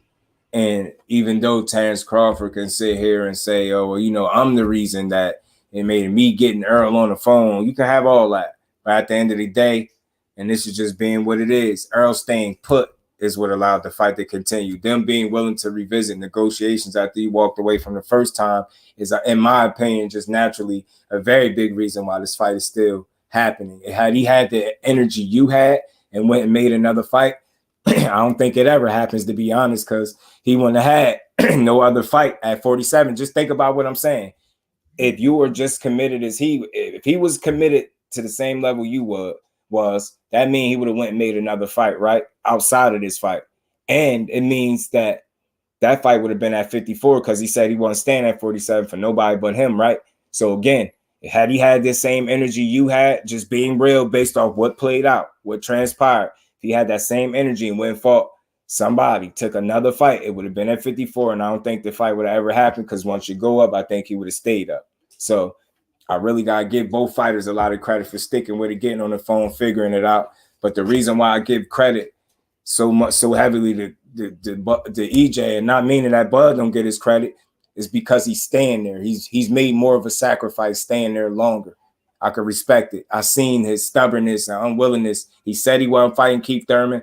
I told y'all I got somebody that spoke to Keith Thurman personally, face to face. It's the same way I'm talking to y'all on the, on the phone, FaceTime conversation. And Keith Thurman, like I told y'all, he been had a contract for Errol Spence Jr. But his thing was he felt like Errol was never going to sign it. He was going to sign it, but Errol wasn't. And look what we got. What did Errol say? I wasn't fighting that dude. Contract, I ain't fighting him. And look, he fighting Bud. So again, his level of commitment just run a bit deeper naturally because this is what he showed us. He's shown us that. It's nothing to take away from Crawford and say he didn't want it, because he obviously had to want it for them to even get on the phone, revisit negotiations, and work it out. So he's definitely going to get a level of credit there. But I just got to tip it a little more to the other guy because he's making more of the sacrifice. You don't hear Crawford complaining about being at 47 for too long. That's just the information that's out there. He had to grow into that weight class. It's a good point that he might be there for the rest of his career. Who knows if you'll really see him at 54? But what we do know is Errol Spence is going on to 54 after they get this business squared away to continue to be great.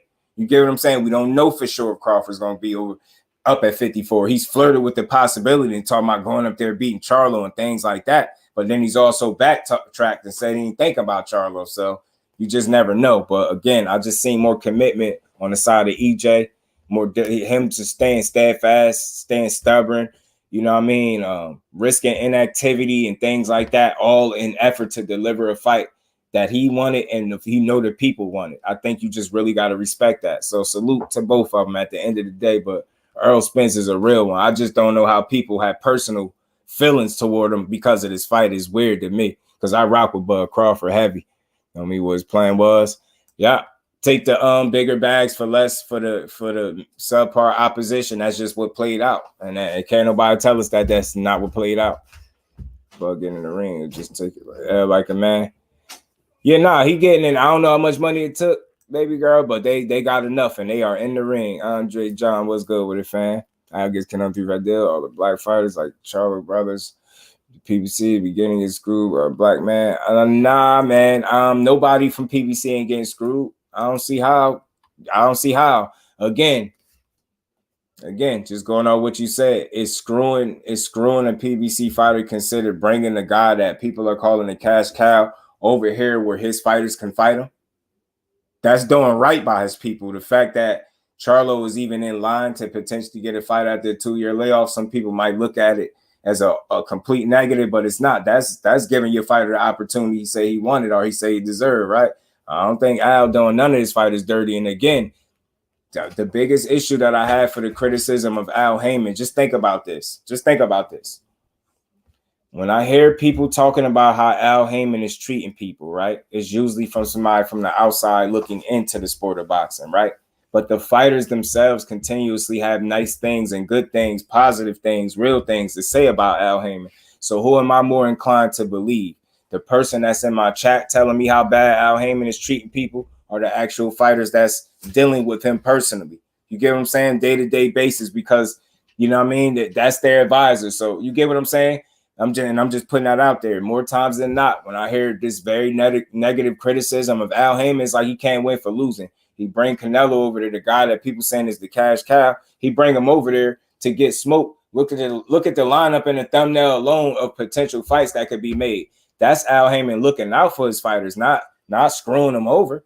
Him getting Charlo a Canelo fight is not screwing him over. He ain't trying to get him beat up. He getting him an opportunity, and he getting him a bag. And you know, if Charlo been through what he been through, you've been out for 2 years. You make your money on boxing. That's gonna be a big bag to kind of make up for. So you ask me, Al Haymon really look out for people, bro. And again, just think of it this way, bro. In any company with any employees, with people that you deal with, every relationship is not going to be perfect, right? Or 100%. They're going to be some disgruntled people. They're going to be some people that you try to make it work out for and work out with, and it just didn't, right? But at the very core of everything, how many people do you hear giving Al Haymon credit for changing their families' lives, their lives, and them being able to change their family lives because of this man? So I think got to give that man more credit. Like I would say, yo, look into it a bit deeper into the guy that Al Haymon is. I know you can't see him as much, but I just don't think. I think he get way too much slight. Like just if you want to know how he's treating people, just listen to the fighters, bro. And I think that's the best way to get an understanding of how he's doing people. Just listen to the fighters, bro. And I think it, like, if he was really doing these fighters so bad, and I ain't saying nobody never came out and complained about him, but more times than not, 9 times out of 10, you hear people praising Al Haymon for what he's done for people and their families. You get what I'm saying? The countless opportunities that he's afforded these people and them being able to change their people's lives, man. Think about that, bro. Al Haymon is great for boxing. Don't let nobody that's sitting up on YouTube with a personal agenda, pushing some bullshit narrative, make you think that he's out here screwing these fighters over. Because just think about this, bro. I want you to understand something. Which one is it? Are they going broke? Is he paying his fighters too much? Or is he screwing them over? Because all those things can be true. You get what I'm saying? Like, all those things can't be true at the same time. Is he paying dudes too much? Because he got accused of that. Is he monopolizing boxing? He got accused of that. You get what I'm saying? What is he doing? Is he screwing people over because they're accusing him of that? Is he going broke? They're accusing him of that. You get what I'm saying? I think it's time for us to just pay attention to the sources that are the fighters. Look what AB still saying. I talk to him every day. He out his mind, still finding a way to say how he speak to Al Haymon. I think he is great for boxing, bro. I do. And is he perfect for boxing? I don't think no entity or no one individual person in boxing is just perfect for it, right? This is by far one of the most imperfect sports we got. But I said that through all this imperfection, it's a lot of great entertainment if we just paying attention the right way. Like, I would urge you to never, and I ain't saying I don't know how you feel about Al Haymon, but just understand that dude been in boxing this long and it ain't by mistake. You get what I'm saying? I don't think you could have survived this long with the kind of reputation that he has intact with the utmost respect if he was just screwing people over. I think people just, they have personal agendas and personal feelings towards Al Haymon. I will never understand that. I'm just figuring out the tank hate. You know what I'm saying? So I doubt if I ever figure out the real reason people don't like Al Haymon, but you honestly got to say that you've seen him change more lives than you, like these so-called screwing people over. People might have a couple instances where they could point to how something didn't work out and they'll just blame Al Haymon. That's not real. In business, you're accountable for how business go too. You know what I mean? Business is business. Like, it don't always be peaches and cream, and it's not gonna always be perfect, right? There's issues. That's what business is. But I think on the totality of it all, he's doing a damn good job for these people. You get what I'm saying? You know what I mean? Yeah. See the bigger picture, right, man?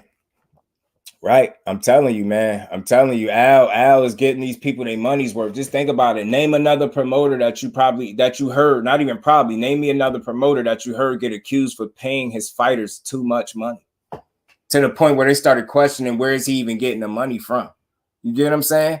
I think, and I tell you, it's always been a personal with Al Haymon. I don't get it. I don't hate Al Haymon. I don't dislike Bob Arum. Eddie Hearn do weird stuff, but at the end of the day, he put on, he serves his place in boxing. He's known for getting people paid, putting on some shows. I think all of these dudes have somewhat of a place in boxing. They have their place in boxing, and you just have some people with more pure intentions than others. You get what I'm saying? You got some that's more worried about lining their pockets than lining the fighters' pockets. Al Haymon he's always out of sight, always out of mind. Name me another person in boxing that you're not able to physically place eyes on that get talked about in a negative manner that he get talked about, and he never responds to none of it. He just continue to put on big fights while people keep pushing narratives how he's screwing fighters over, bad for boxing. You get what I'm saying?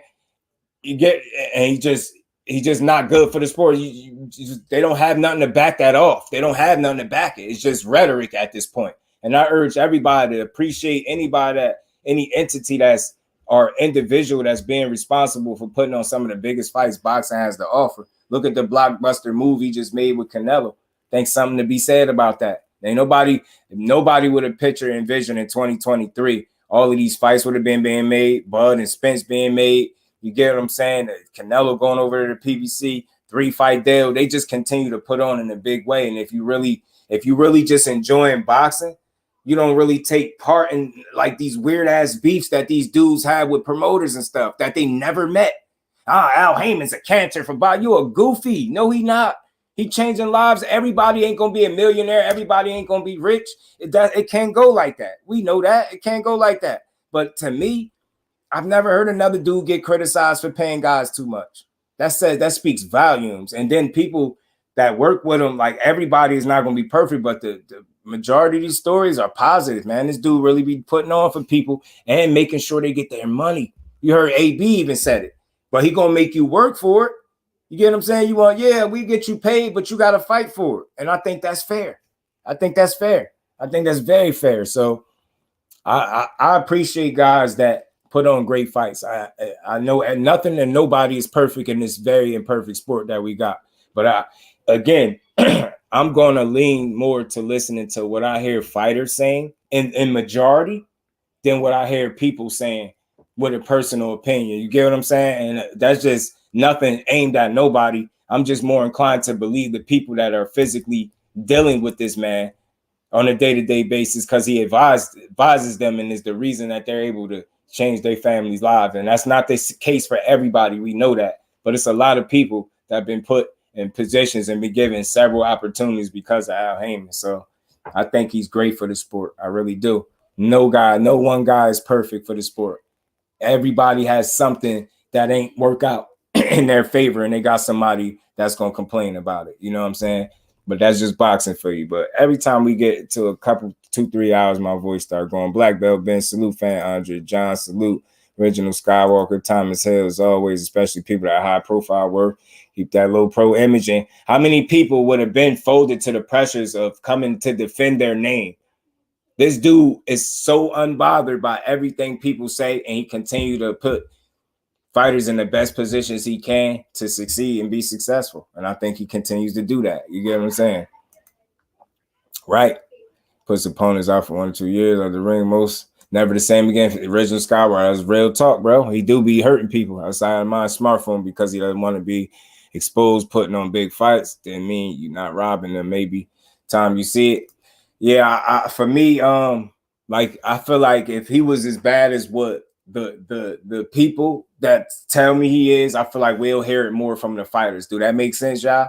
And then they cover their tracks that way too. They say the reason you don't hear fighters coming out speaking about them is because they don't want to get blackballed or put on the shelf. But that same person in the next breath will tell you nobody on PBC fights like that. So which one is it? Are they keeping quiet so they don't get put on the shelf, or are they put on the shelf anyway? You get what I'm saying? People just be boxing themselves in with the rhetoric. Like, you can tell rhetoric when you hear it. I just urge people to take your emotional feelings out of away from a situation pertaining to a person that you've never met. Like, you get what I'm saying? When it's like, how bad he is. It's like, I definitely think the man done way more good in the sport than bad, especially from what we can tell. You get what I'm saying?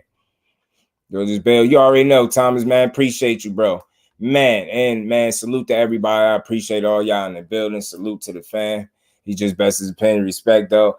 I don't know what more you want to hear, bro. Like, I'm telling you, what's not an opinion is the fact that people come in chat to chat based off rhetoric spewed by other content creators talking about how bad Al Haymon is when they've never done anything with no dealings with Al Haymon. Like, you're talking about facts. What fact do you have to back, or anybody that's pushing the rhetoric that Al Haymon is screwing people over? What fact do you have for that?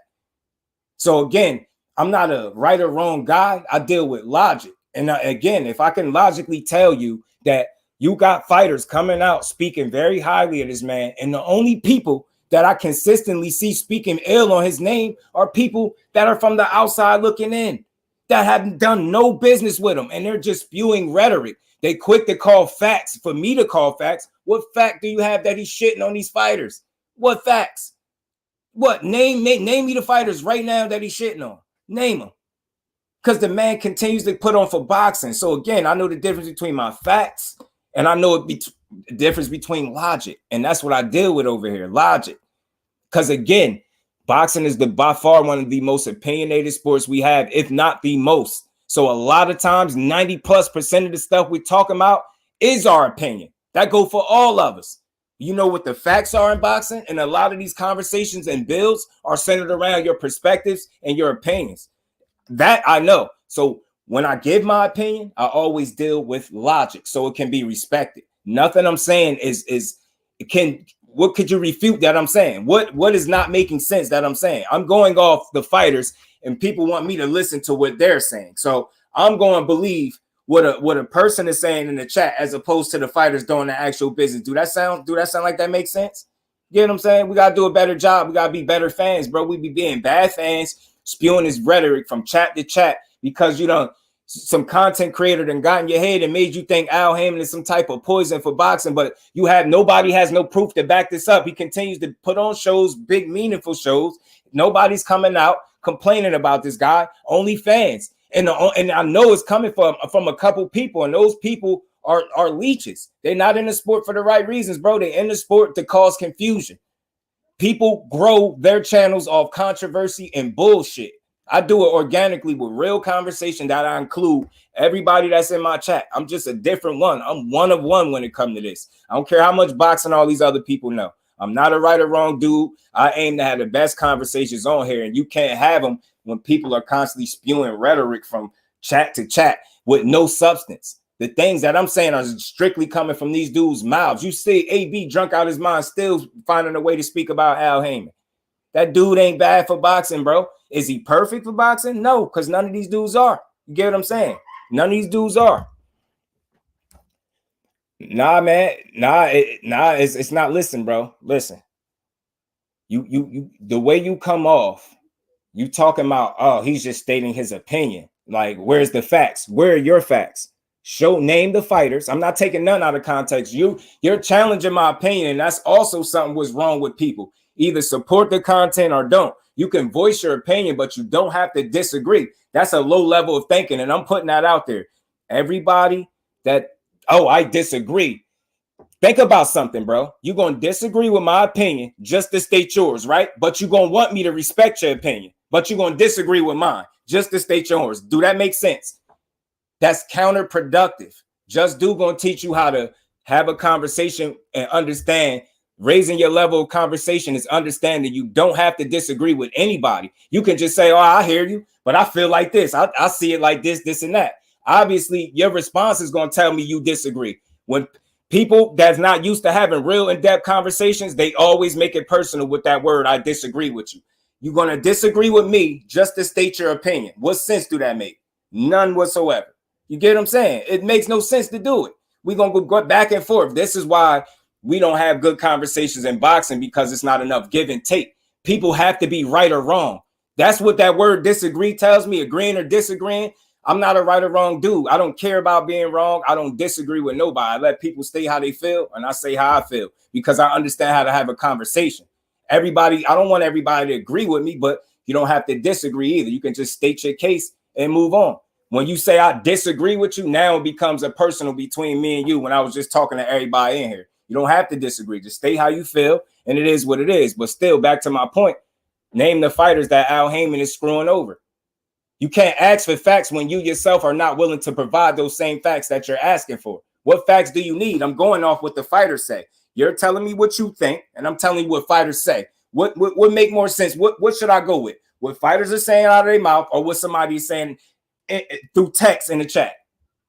This is common sense, bro. Just common sense. That's all. Common sense. Miss Joette, salute to the queen. Have a good night. And we all students of the game.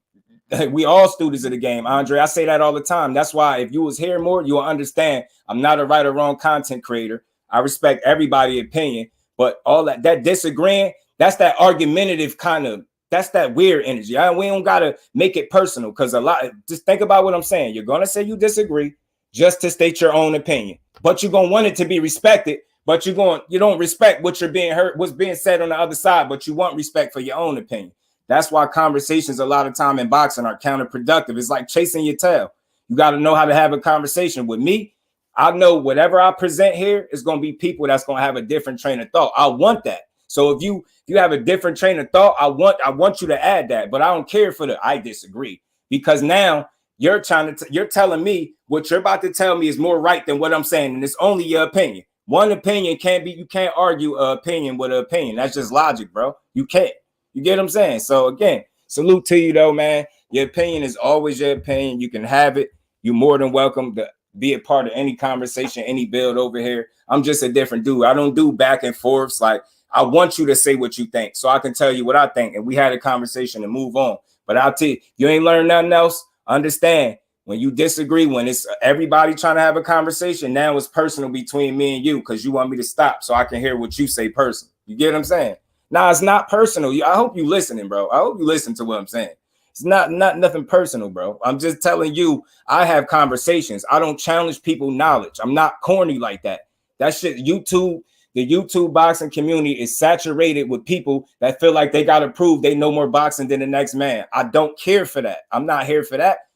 That's why I have builds. These are builds. Not, it's just what I think. And everybody in my chat, you don't agree with me. I start, nah, bro, add what you going to add without understanding that you don't got to disagree. You just say what you feel. You know what I mean? Over here, it's going to be respected because I'm a different type of dude. And I want you to think how you think. You get what I'm saying? But again, man, this was another dope build as always, man. Salute to the family. Salute to my bro Trey, man, and that Cash App. Much love and appreciation. And we ain't never got to box again. Well. I already been getting these bets, but now it's time for you to get your just due. Pardon me, y'all. Excuse me. Salute to my bro Trey, man. Much love and appreciation. And salute to Andre John. It's always a conversation with me. It's never personal, bro. And you always welcome over here. AO Radio. Salute, family. Appreciate you pulling up. And I think too, though, just before I get out of here, I think a lot of times people naturally think it's a challenge of knowledge. With me, if you're a student of the game, you hear people out because you understand you don't have all the answers. I say this all the time in boxing. Most of the stuff we talk, it be our perspectives and opinions. So I never talk from a place of I got all the answers. I just add to the conversation, and I want y'all to do the same thing. You all good, bro? Salute to you. Appreciate you. Silverado Low, what's good, Low? How you feeling? Been putting on all year. That's why I keep saying, but they let people tell it. Al Haymon is still screwing people over. But they don't have no substance. Why? Imagine people constantly still saying what he's not doing while he continues to put on shows. Think about it. It started to sound crazy after a while. You know what I mean? Salute to you, Lo. Shout out, salute to the queen. You already know, Dre. You good over here always, man. Salute to you, man. Appreciate you being part of the conversation as always. But there's been another dope build as always. Y'all know we will be back tomorrow at our time, 4 o'clock, to take over these airwaves how we always do. And we going to keep building, y'all. Y'all know that the job is never done, man. We're going to keep putting that work in. Salute to everybody in the building. Appreciate everybody for the conversation. As always, y'all know we build over here. And we going to keep building, man. One brick at a time, one live at a time. Salute to everybody, man. Y'all smash the like button on the way out. Salute to everybody in the Cash App, the Super Chats. Y'all the real MVPs, man. Salute to everybody, man. Y'all make sure y'all enjoy the rest of y'all Tuesday, and y'all meet me here tomorrow, man. We gonna build some more. Salute to everybody. I'm gonna let y'all get up out of here. Enjoy the rest of y'all Tuesday, y'all. We up out of here. Peace.